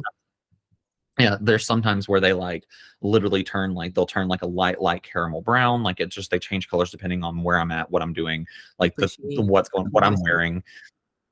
Yeah, and so like they do change colors, you know, like, and like a lot of times I will have very green eyes, and that's like something where it's I always was like, it's really weird when I'm really happy in life, I like have really green eyes. And as I got older, I realized it's because when I'm not happy and I'm sad or like I'm angry, I hold my eyes like this a lot because it keeps me from crying, like I furrow my brow. But when I'm happy, I open my eyes wider and allow more light in, and for some reason they just look greener.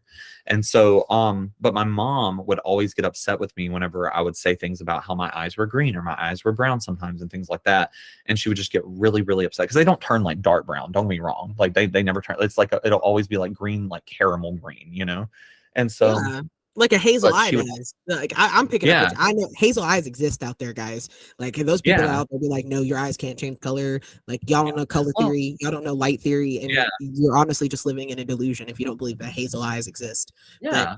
Well, I know a lot of my friends have hazel eyes, but I've never met someone else who has blue hazel eyes. Like I've only ever met people that have like the brown or green hazel eyes, where it's like that green, like they'll have those gold flakes inside the green eyes and stuff like that. Like they have beautiful eyes. Like, but mine are just they look blue a lot of times. But I'm like, no, they do change colors. Like, which I don't care. It never bothers me when people are like, you have the most beautiful blue eyes. Like you have striking blue eyes. I'm always like, thanks, because I do love my eyes.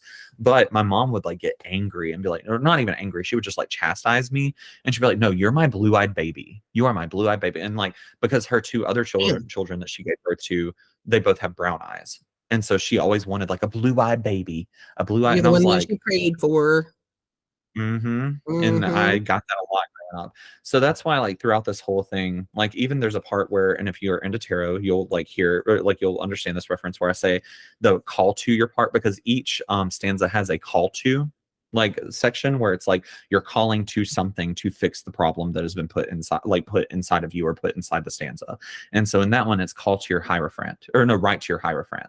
And so and it says, like, write to your hierophant, for he will respond, you will never be less, this I swear. A swear meant to last, a cup of swears, an assortment of hair. And then it gets to going in and talking about the different types of paintbrushes you can use.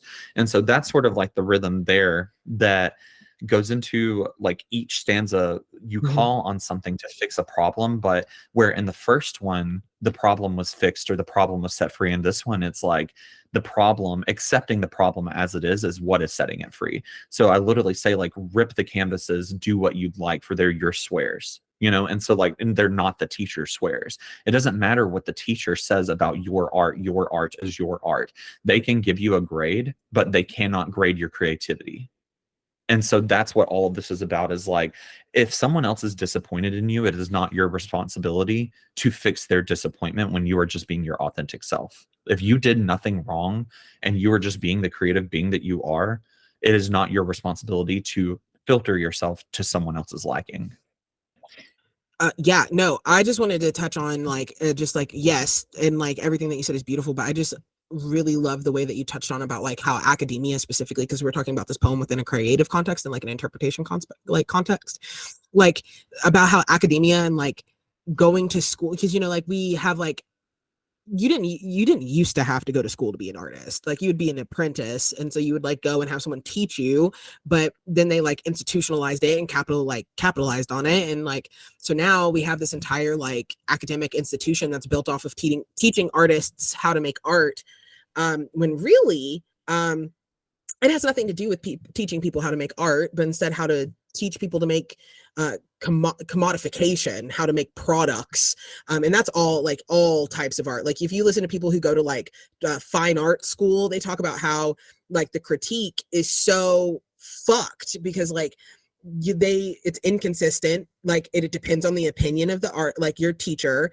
And I just really think that was a very unique way to kind of like touch on the basis of like how art schools across all genres of art like can be really stunting and like can push you into, like, in the artist's way, they describe it as a blocked or a shadow artist, where you talk about art, you're around art, like your professor that you talked about, I believe that they would be considered like a shadow artist, which isn't a bad thing to be, but it's like when you've tried to pursue it and then you kind of fail, or you don't succeed in the way that you feel like is like societally acceptable, so then you find yourself like supporting or helping or building up other artists while your like dreams are sitting on the shelf, right? So that's what they talk about in the artist's way, and I think that art school produces a lot of that, especially if you're someone who's already emotionally vulnerable to critique. Like, I'm someone who, like I've mentioned before, I have a lot of Saturn placements, so I give a lot of critique, and so I can take a lot of critique. It took me a long time to get this tough ass skin, don't get it twisted, but in the same, I know Ben calls that my like devil voice, but anyway, I was gonna say, you sounded straight up like a man. You sounded like a grown man. I just wanted you guys to understand that I'm gender fluid over here. Anyway, Yeah. but anyway, the point is, period, bro. Well, that's something else. But anyway, like, just like, I think it's really no, I was having a conundrum earlier today where I was like, everybody's always in my comments calling me she and girl. I wonder if I should make a video that's just like, y'all do not know how to read, because on every single video that I post that's a reading, I have my pronouns on it. And I'm like, how are you following me if you guys don't know how to fucking read? But that's neither here nor there. And maybe we'll keep this in, maybe we won't. We'll figure it out later. But specifically circling back to what I was saying about how art school, if you're already vulnerable to critique, can create a blockage for you if you are like feeling like you can't express yourself, and instead of trying to reach the approval, like Sam was talking about, of like an artist, like another artist who you believe has more experience than you do, when really, even when you're a master artist, you're still a student. And so you should never as an artist view yourself as above another artist, even if you have more experience, because like someone could be naturally talented and actually be more skilled than you with less training. So really, you should just be humbling yourself all the time, in my opinion.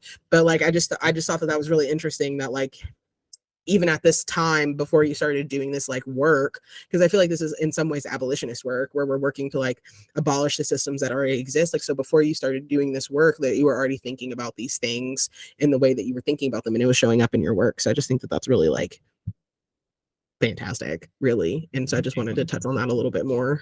Thank you. Yeah. You said all of that very well, very beautifully. Thank you. I'm working on my reading. Yeah.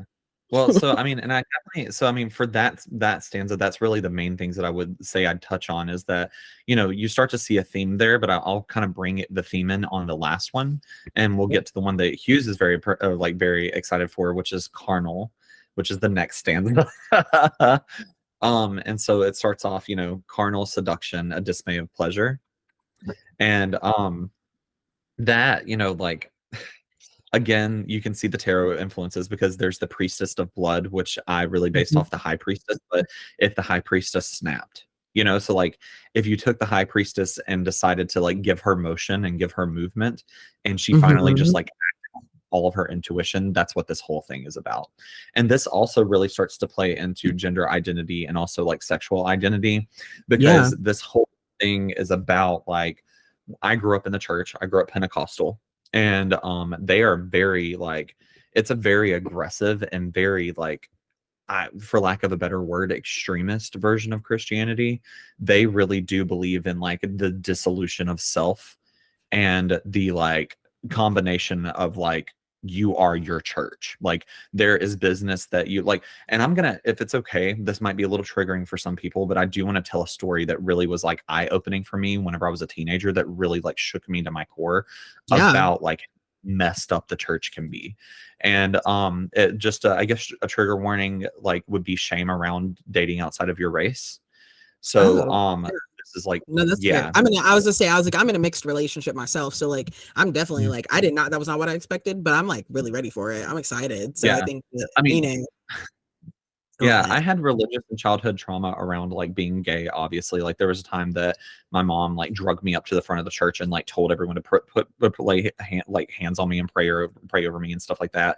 But I mean, there was also like random stuff like where she told me that there was like a homosexual demon wrapped around my head or something like that. I was like, and it was like oppressing me. Like, I mean, okay, girl. Like, anyways, Belphegor's definitely got me enraptured, Mom. Like, what the fuck?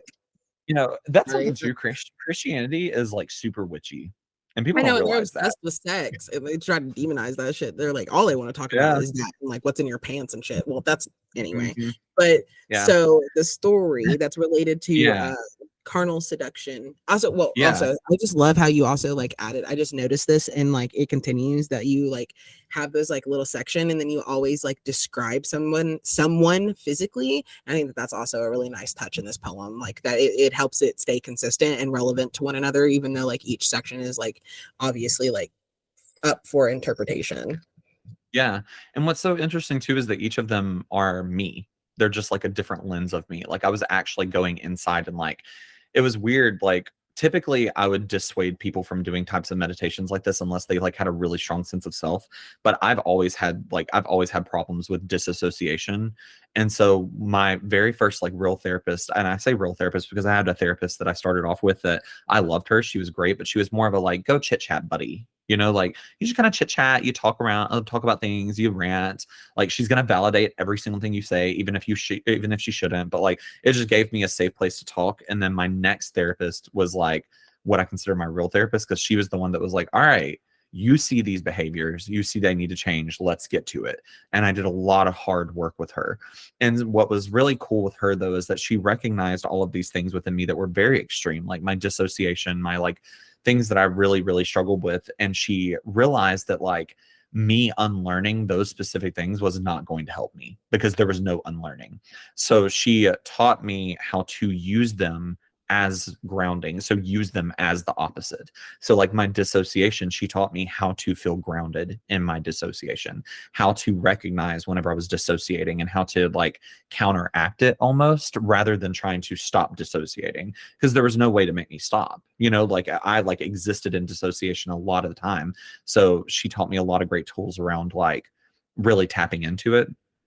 And so that's what this whole meditation was on, like seeing different versions of myself that I had locked away within my identity and feeling comfortable having conversations with them, and like knowing they were just me. It's just me in a different, like a different lens, a different light, a different way, like a different representation, a different imagination in my head. And so each of them looked a certain way, but like they were me, And so but the story that really like played into my what really started to dissolve like being a Christian, and like I still love God, I love Jesus, I think they're great, but like I am not a Christian and I will not claim to be a Christian. Like Sam be hanging out with Jesus in their personal time. No, I was just hopping on to say that Sam be hanging out with Jesus in their personal time. So like they're not playing. Yeah, you did it at a funny time too, because like my housemates are like watching a football game, and they all just went oh, and like screamed really loud. So I was like, oh, and then right whenever I went, oh, you went, Sam be hanging out with Jesus in his personal. So that was perfect timing. But yeah. So the thing with the story, long story short, there was this woman that was at church, and she was one of those people that like she would come to church sometimes whenever like life was going really bad and she didn't know where to go, because mental health was just not like a thing where I grew up, especially like when I was growing up. And so she would come to church to seek like answers and things like that. And of course, at a Pentecostal church, it's always like go up to the front of the church, get like have hands laid on you, people screaming in tongues in your face, like rebuking the devil in the name of Jesus and all this other stuff. And like all of a sudden, you cry a good bit, you may get a demon, quote unquote, cast out of you, and then bada boom, you're healed.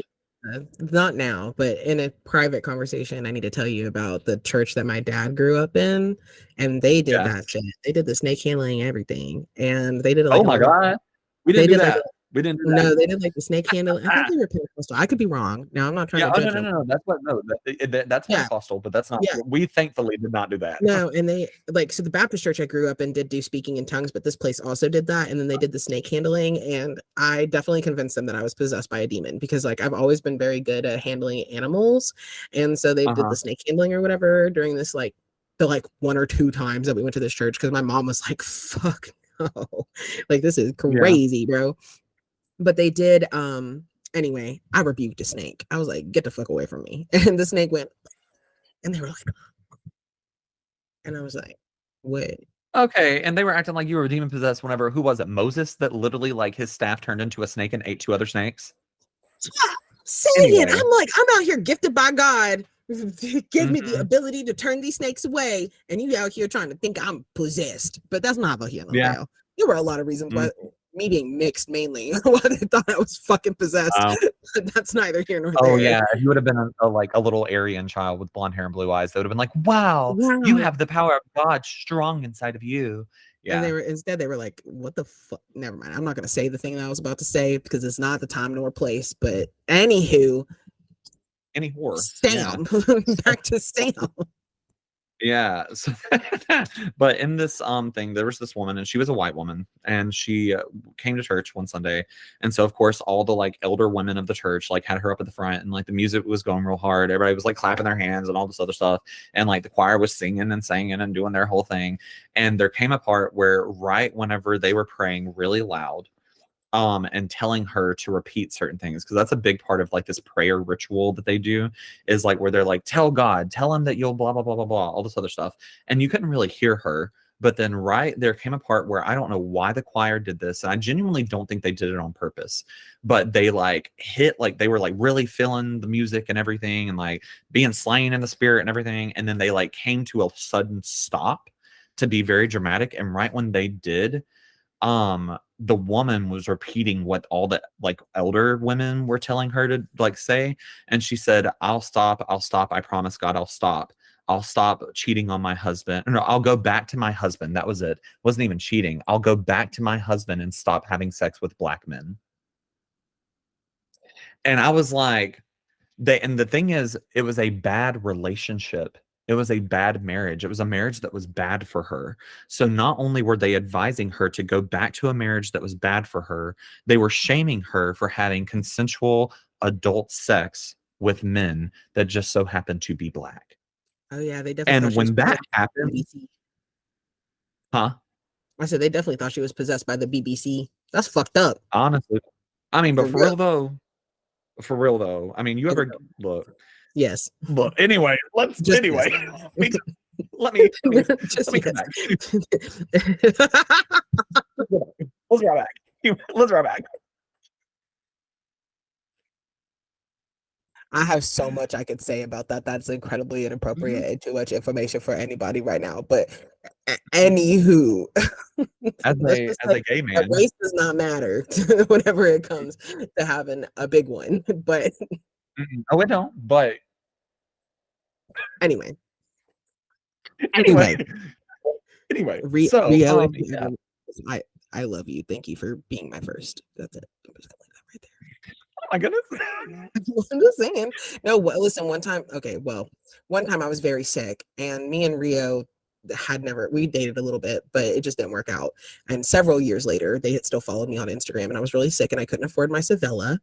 And so they actually do have a very special place in my heart, because even though we were not friends and we did not talk, and we only were like seeing each other for a week or two, they sent me the money for my motherfucking medication and made sure that I had my motherfucking medication. So anyway, I am going to shout them out a little bit. But anyway, they were an all around good ride. Yeah. Anyway.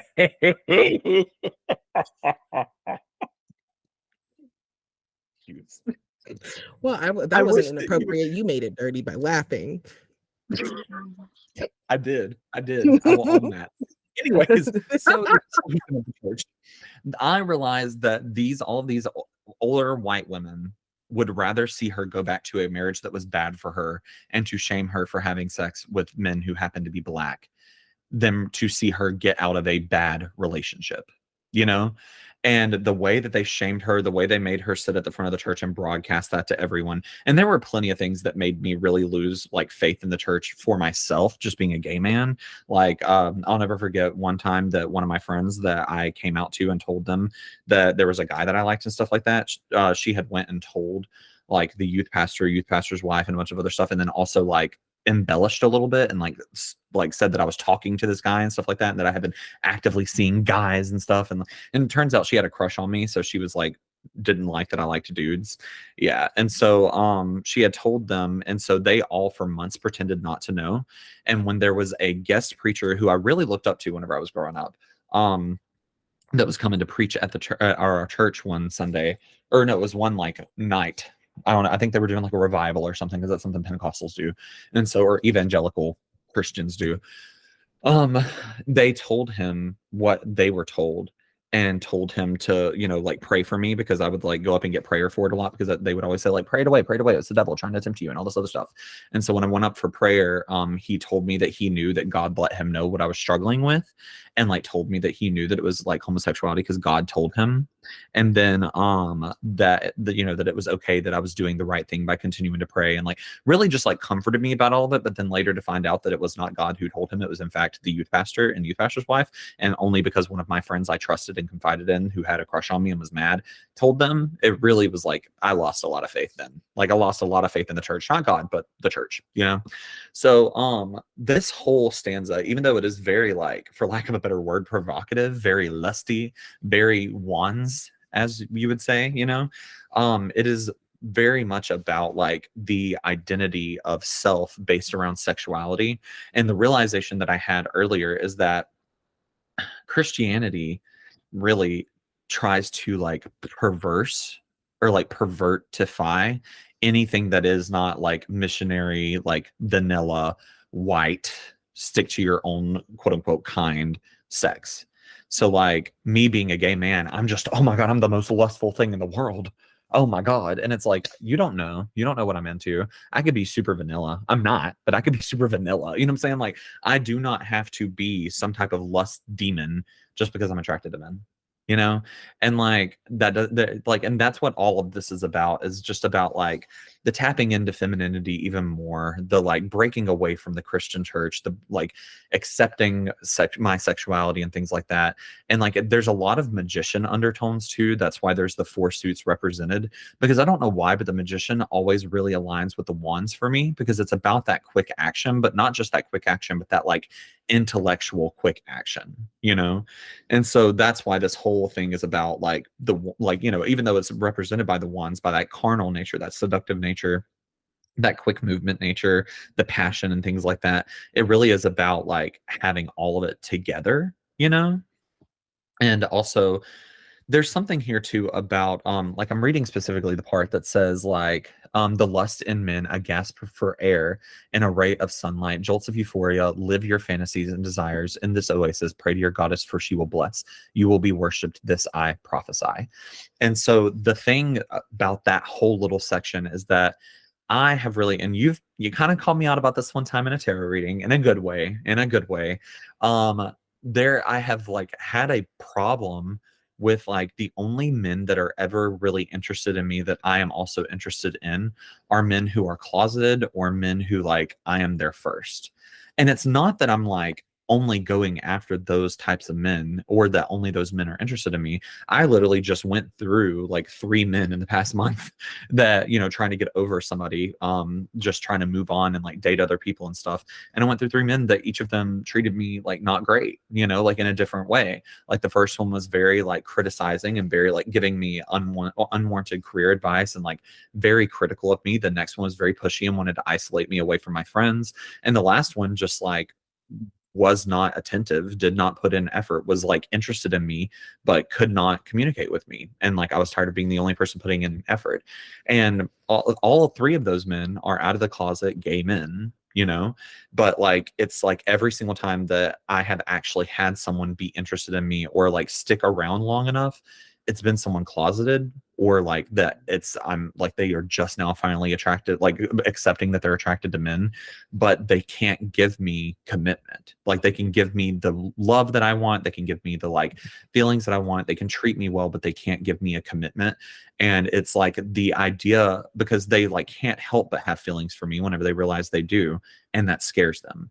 And so that whole little section right there, the lust in men, that's what it like, or the lust in a man, that is what it like equates to and comes down to for me, is like I feel like I'm just a product of lust, but like upheld to like such a higher point where it's like, oh, they're a priest, they're a goddess, like they can't be touched, you know. And like that's really what it comes down to, is like I'm like put on a pedestal by these like men. And I hate to say like be like that, because I know I'm beautiful, but damn, you know, No, but like it's the truth though, like just based on like how I've seen people like interact with you and like I've heard about your experiences. Like I do think that like people tend to like, I think that you're like a transformative experience for a lot of people because you're very in touch with like both sides of like your initiation and like your like decision making, and then also like your receiving energy and your conduition. And like I do feel like you're like a transformative experience for a lot of these people because you're so understanding and you're like here to meet people where they are. And then also because that is who you are, you also have taken on this like untouchable, like pedestalized, like worshipped high priestess energy of like, oh, you are guiding me to myself and I can't possibly actually like be worthy of that. And like I just think that's so interesting because I don't even think, just kind of based off what you were saying, like it would even be an issue if like they were closeted or like if they were just like coming around. oh The yeah, problem no. is that like it's that plus the fact that they like pedestalize you for being so strong in who you are. So like I definitely feel that like reflected in this, especially when we're discussing like specifically the line. Sorry, let me scroll up a little bit where it says, do what you like, for they are your prophecies, not your idols. For you are who fears when your future is written, fortunes choreographing your novella, holding you in your present. The seductress is still scrying. And like obviously to me, the seductress is like the person, you in this poem, the speaker, or rather the what is it, the caramel skinned, curvy bodied priestess of blood.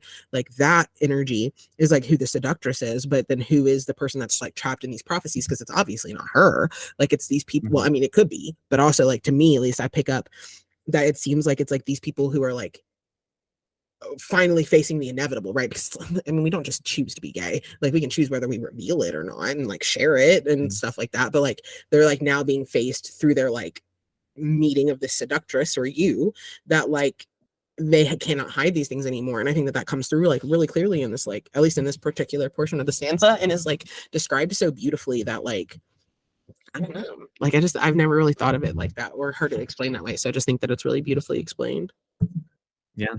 Thank you. I appreciate that. And I'm really dealing with that without getting into too much detail and everything, which I've talked to you some about it, but with someone now that I like really, really like care for a lot, very deeply. And it is literally just a repeat again, but like to the most extreme. And this time is very significant and very different, but also still like repetition, where it's like I was put on a pedestal and I was held up to some standard. And because of that, like anytime I tried to like fight against that, then I became the villain, where it was like I was put on a pedestal in a different direction, you know?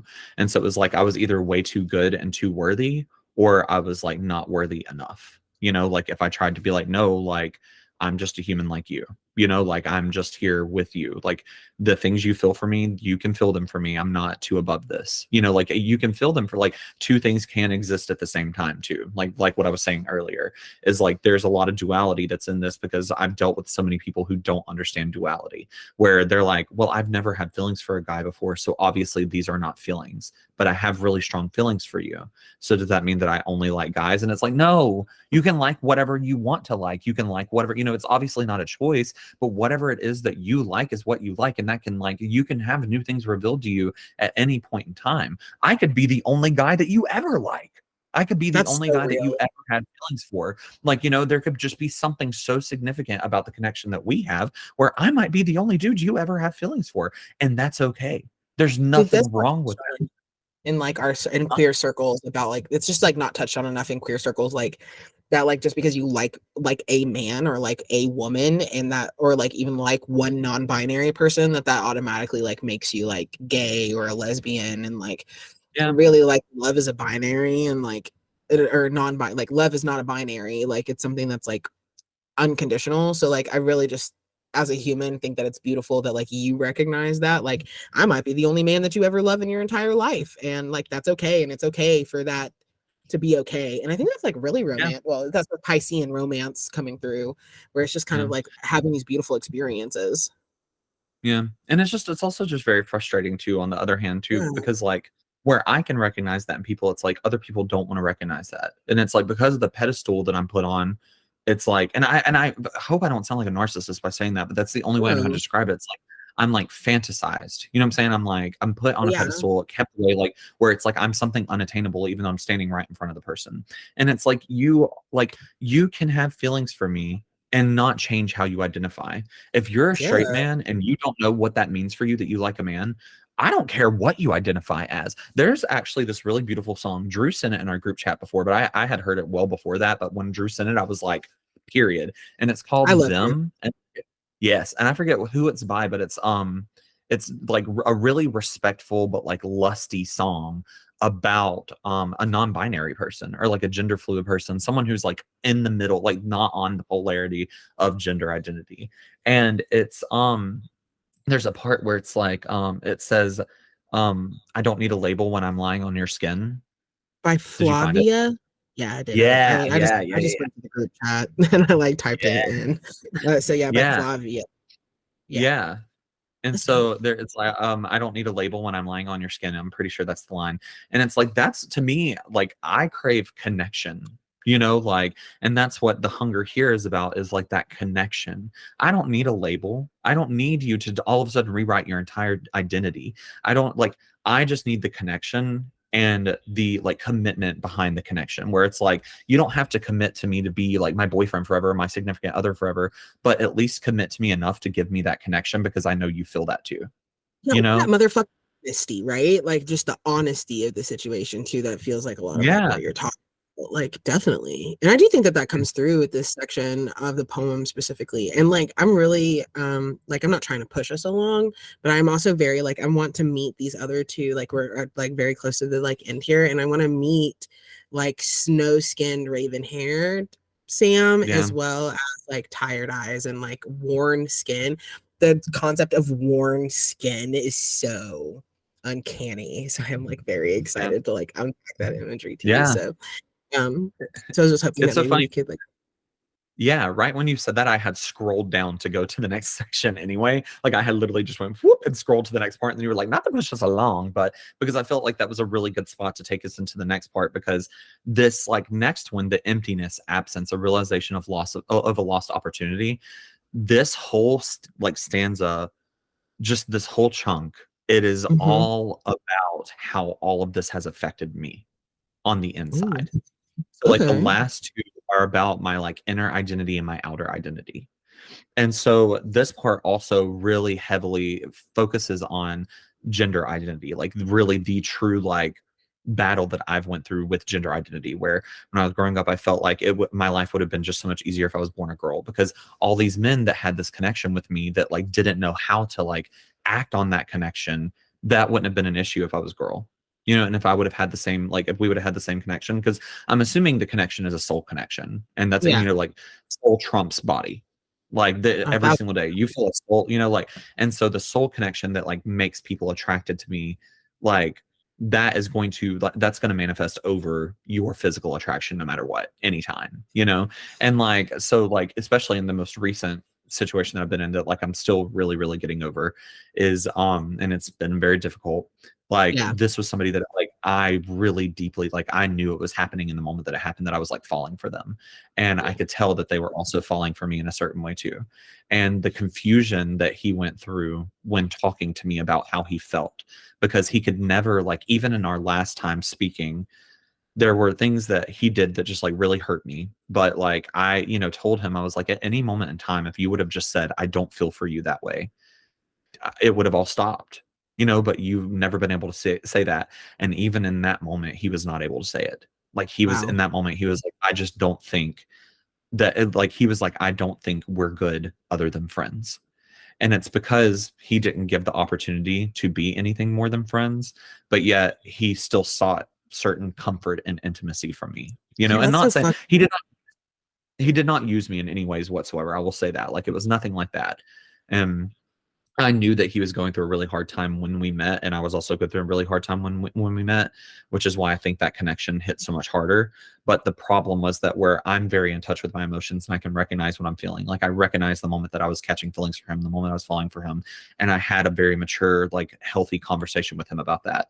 And that's what struck him whenever he was like, "Oh, I also have feelings," and that really Mhm. confused him because he had never had feelings for a guy before. And so there's like I'm dealing like I was not only competing with like other potential people, which let's be real, if they're the right person for you, there's no competition. Like Absolutely. it's not like, like, but it was not only that I was like now a potential partner, I was a potential partner that he would have to jump through hoops with. And as he even said at one point, like the stakes were just really high with me because he didn't want to lose me. But now we're at a place where we're not speaking. And that's how it ended up happening. And so this whole section, even though I wrote this years ago, it's about what this all, like how this has weighed on me. That like if I was a girl and he had that connection to me, or if I was a girl and any of the guys that I've had these experiences with had this connection to me, it would not be that hard. But also there's a part of me that is feminine. There is a part of me that is female that I've never let out, because I always like when, even though my mom growing up, like I was pushed to have that sensitivity, that softness, that heart, like how did she call it, soft heartedness, like around her, because she admired those things in me. Around my brother, around like other people, around like people at my church, I was pushed to have that like masculinity. That like masculinity looks very different than what like people realize. Like I have come to realize, especially here recently, that I'm extremely masculine, like very Oh very yeah. masculine. But like I come across super feminine because I'm like, like I'm out here like, oh girl, Yeah, and I like think that's the, like I'm that toxic, goofy. the like yeah, it's like the toxic masculinity and the toxic femininity is like what people tend to latch on. But Mhm.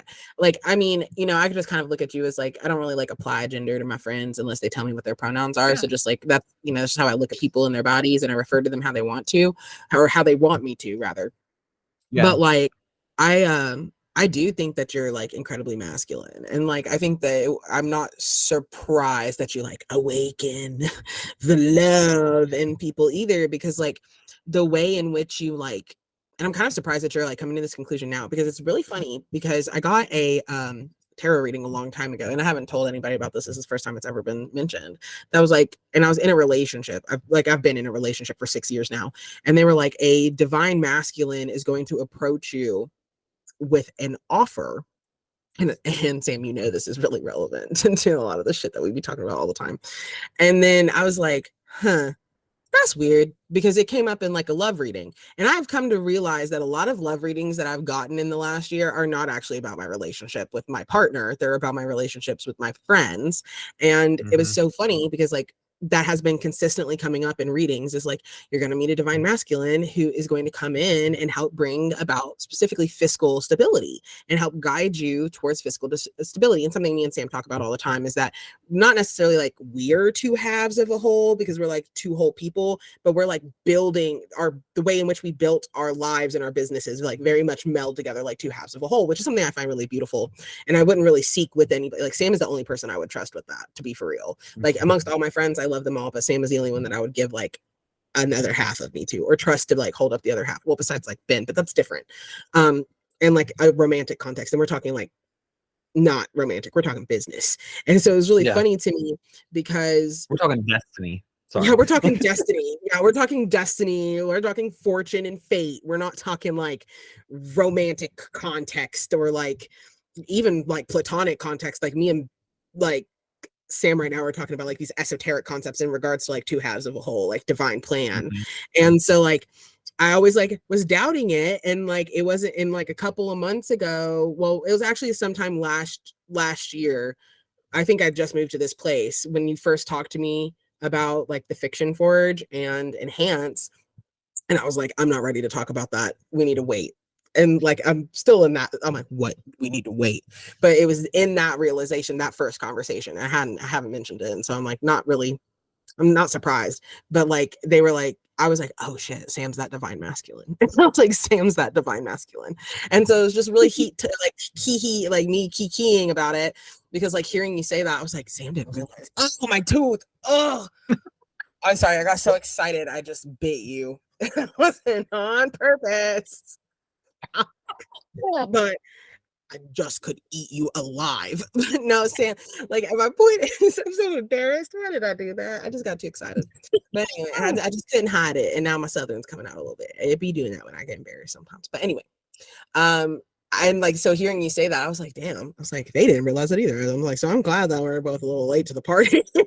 Because like, I just like, like I said, I just don't like, I don't usually use the terms like divine masculine, divine feminine in the way that I like approach the world. So like, I was already kind of like, this is fucking weird. But anyway, so I just thought that was really relevant, and like, so it just like needed to at least like bring it up and be like, you are very much like you, initiative energy, like the concept of like making the decision and taking the initiative, like, and having the intuition to be able to do that, because I think that's so much of like what we determine as masculine energy is actually just like initiative and intuition kind of coming together. And like I just do think that you do that, and like honestly, like I think that there should be more men like you in the world. Thank you. I appreciate that. Like my mom always says about my dad, my mom says, they broke the mold when they made your dad. I wish they hadn't, because there'll never be more men like him. This is the truth. My dad, saint, broken, but a saint. My dad also passed recently, so like we'd be talking about dad. We're dead dad's club over here. But anyway, and so I feel very similarly about you, Sam. I do feel like they broke the mold when they made you, and I wish that they hadn't broke the mold, and that there were more men out there like you that were able to like really connect to themselves on a deeper level and know how they actually feel and what they actually want out of life, and don't buy into like the shit that they're fed because it's easy. And so just like I really just appreciate that about you, and like I'm glad you realize that you're a badass dude. That's all. I appreciate that. Thank you. That really means a lot. I really do. I do appreciate that a lot. And but yeah, so I guess to talk about each other out. I know, honestly. But to talk about the wait, what now? I just said that's what the Forge is like. We just gas each other up. We don't get any work Honestly, done. No, we really do. We just sit there and like gas each other up all the time, and we like compliment each other and constantly talk about like what each other needs to do and stuff like that. Because like we see each other's worth, where sometimes we don't see our own. Like, yeah, we're literally working on like the hardest problem ever, or like trying to problem solve issues, and then we're just like, yeah, and you're just so amazing, like the way that you do things. And it's like, how do you get anything done? Through the power of love. The power of love. Anyway, so to talk about this snow-skinned, raven-haired girl, okay? So this was all of the like femininity and like even the parts of myself that still felt inherently like female that I had locked away my entire life, and also the envy that I had toward like women, because like I am a Pisces, and I'm a Pisces Venus too. So I'm a Pisces Sun, Venus, Mercury, midheaven, And what else is it? There's another, oh, and it's in my 10th house of career. And yeah. So it's like, I love that we're yeah, both house stelliums. That makes me sick in yeah. the best way. Yeah. So like it literally, I have so much Pisces in my chart. And so that like I just want like I crave that like companionship and that like romance. And and like Venus is exalted because like in my chart because it's in Pisces. And like there's just so much that like goes into it that like, and even with Mercury being in Pisces for my chart, like I fumble my words a lot and I fumble the way I speak sometimes, but also like I'm very powerful in the way that I speak sometimes. And like, it's just all of that together though, like has made it to where like I really crave love, but sometimes I just like put my own foot in my mouth. You know what I'm saying? Like sometimes I get way too ahead of myself.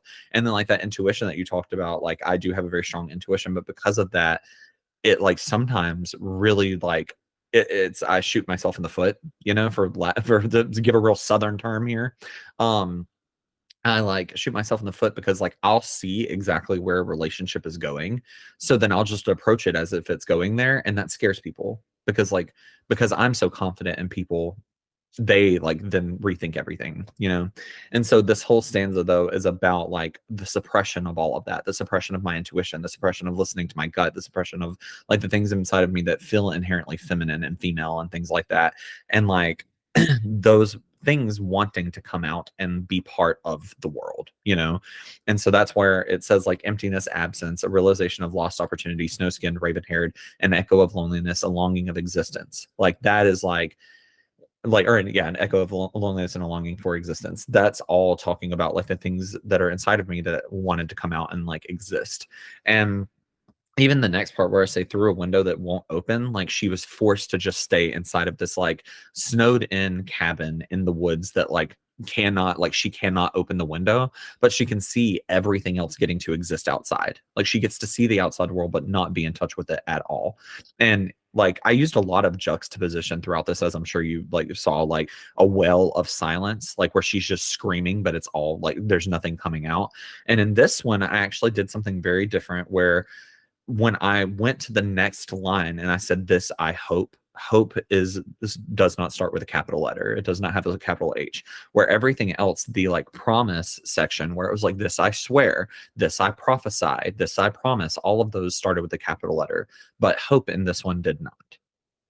And so, and of course the like whole suit setup in this was all snow, but the suit that it aligned with was swords. And so, because swords is known as like, a lot of people will read it as the suit of air, and it's also like pain and like deep cuts and things like that. And so, I mean, also realization. Well, sorry, just to kind of like touch on that a little bit more, like realization and deep thought, and it can also represent in some ways differently, but like also like creative inspiration. And I feel like definitely is like all of the meanings of the swords are definitely coming through in this, I think, as well. But I do think that also just people tend to look at the swords as like a really negative suit, but really it's just like super extreme. Like it's not negative, it's just extreme. So I, especially like as a Pisces, where you like to do things very dramatically and very intensely, like I think that the way in which you developed the suit of swords here was very like on brand. Thank you. And I also think that the swords is like the suit of healing, because it's like a lot of people would say like cups is the suit of healings, but no, that's just the cups. That's like the suit of feelings. That's the suit of emotions. That's the suit of like deep connectedness. Healing is like ugly. It's brutal. And like programming. It hurts. Yeah, like it literally, like people think that healing is like it's just getting better. No, like sometimes you have to get worse. Like if you have ever had like scar tissue build up on something that did not heal correctly, you're going to continue to have issues with it, and like you're going to have surgery one day where they have to go in and literally rip you open and like to fix it. Like it hurts and it's not easy. And that's what all of this is about, is like that pain and that hurt that comes with healing, and like the pain and hurt that we don't want to pay attention to, and like that's what she symbolizes, is like that pain and that hurt and that longing. And then the last one, the number 5, is actually just me. And it was me that I was at the place in my life, like my external identity. So just Sam Brown. And touching togetherness, a culmination of trauma, tired eyes, worn skin, the reliable one, the resilience to continue through a life that insists I shouldn't, laughter of cheer, finish my task, call on no one, for I am all that I need. Words aren't always kept, this I know. And That is like where I had to learn to be like the self-reliant one, but also I was the reliable one. And then this was a point in my life too where I was really starting to like break the people pleaser mode and like the mold that, or the people pleaser mold that was stuck on me, and where I was like showing up in my life and everyone's like all of my relationships with people as a people pleaser. And everyone always saw me as the reliable one, the one that would succeed, the one that would excel, the one that you could call on for anything, that knew anything. And it was like that identity put a lot of pressure on me, and it made me tired, and I was exhausted, and like I'm still exhausted 2 years later, and yeah, that people pleasing can cause so much burnout for real. Yeah. And I want specifically with this stanza, I like focused a lot on my physical features and like figured out how to put those into a type of like description for a poem. And there was this person that I used to be really close friends with at this point in time, that he told me that, because I was like, I looked in the mirror one day and I was like, I think I was either at his house or we were hanging out, and I just had these bags under my eyes. I had crow's feet. I had like wrinkles and everything. And I like, my beard was like turning white. And I was like, I feel like I look so old. And he said, you don't look old, you look aged. And I was like, what does that mean? And he was like, you look like you still have a youth about you. You have a baby face.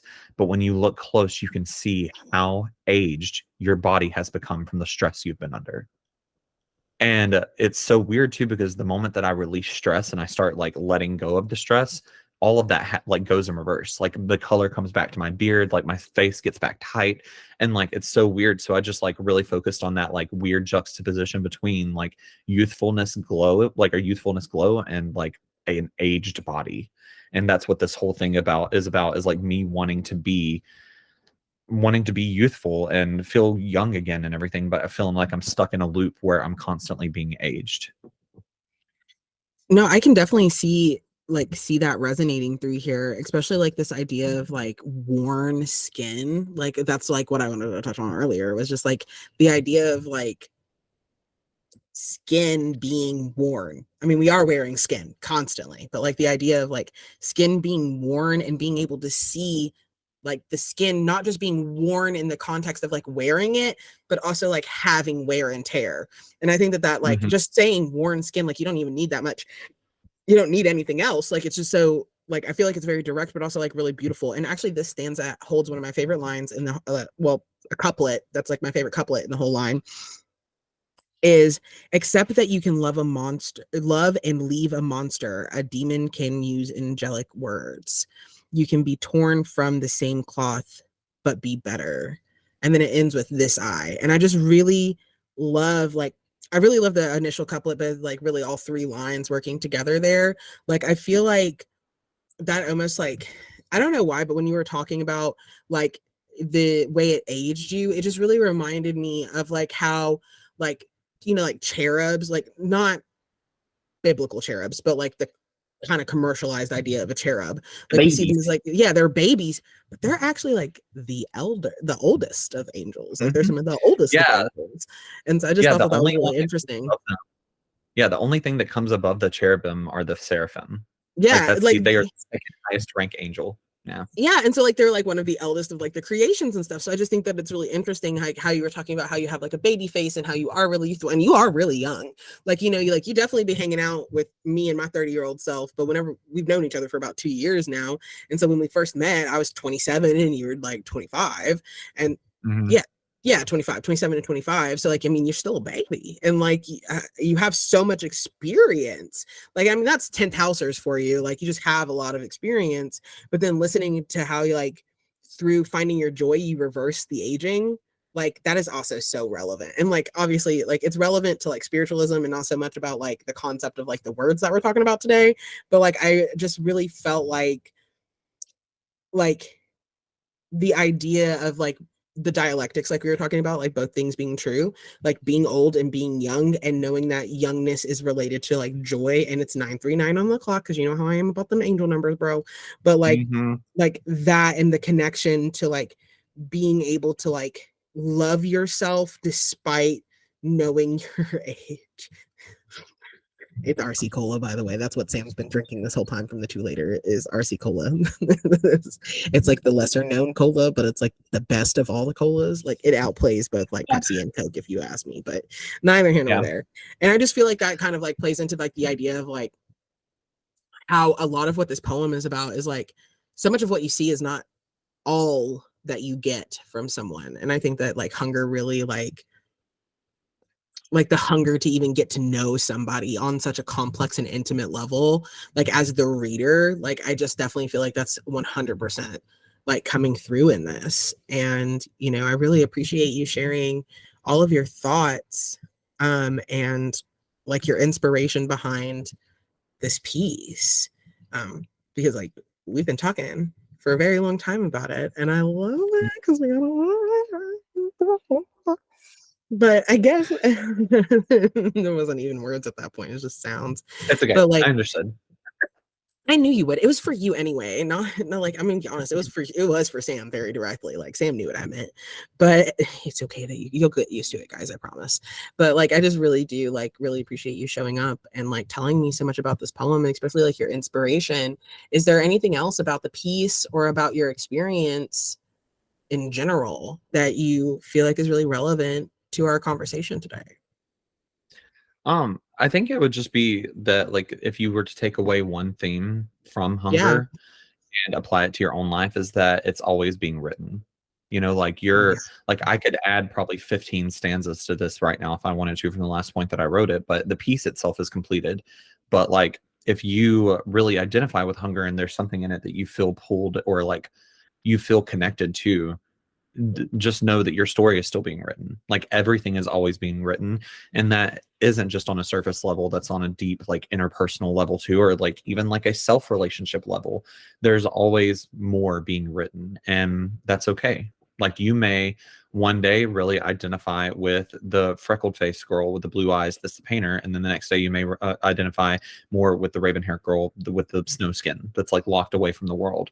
And we're meant to go through phases like that. We're meant to like, we are becoming an entire book one day that will be finished, and right now you're still just being written. So take that away and just try to have peace in that. You know, like the things that you're struggling with right now that seem really hard and that you could write into a hunger or into a craving, next year it won't bother you anymore. You'll be on something new.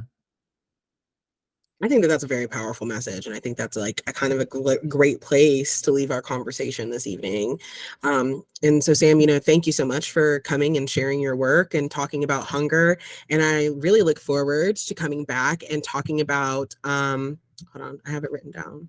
Sorry, Find Me Where I'll Be. I wanted to say it right. I have it written down. I just, like I said, sometimes I may be mixing words. So I'm really excited to come back for your next episode to talk about Find Me Where I'll Be, and so that we can unpack that and share that with our listeners this evening. But I think that we should close. Yeah. Yeah. And also Find Me Where I'll Be will be much shorter. So don't worry. That episode will be like probably 2 seconds long. They say that, but it's going to be just as long. I just know us. It's just, that just is what it is. Like we're going to be able to tear it apart and dig into the goo. But that being said, I'm Hues, your host. And today we were also here with Sam. Oh, that's me. Sam. Yeah, that's Sam. I was going to go Sam. At Sam. Yeah. That's me. Yes, at the Sandwich. Also, like we mentioned before, Sam is like the owner of Enhance as well as the host of Enhance podcast. So make sure that you go check them out, go follow them on their socials, go amp them up so we can get some more poems. Also, don't forget that you can find us over on TikTok at The Fiction Forge. And thank you guys again for joining us tonight for Guilded Periodically here at The Fiction Forge. Good night. This has been the Guilded Periodically Podcast, brought to you by The Fiction Forge.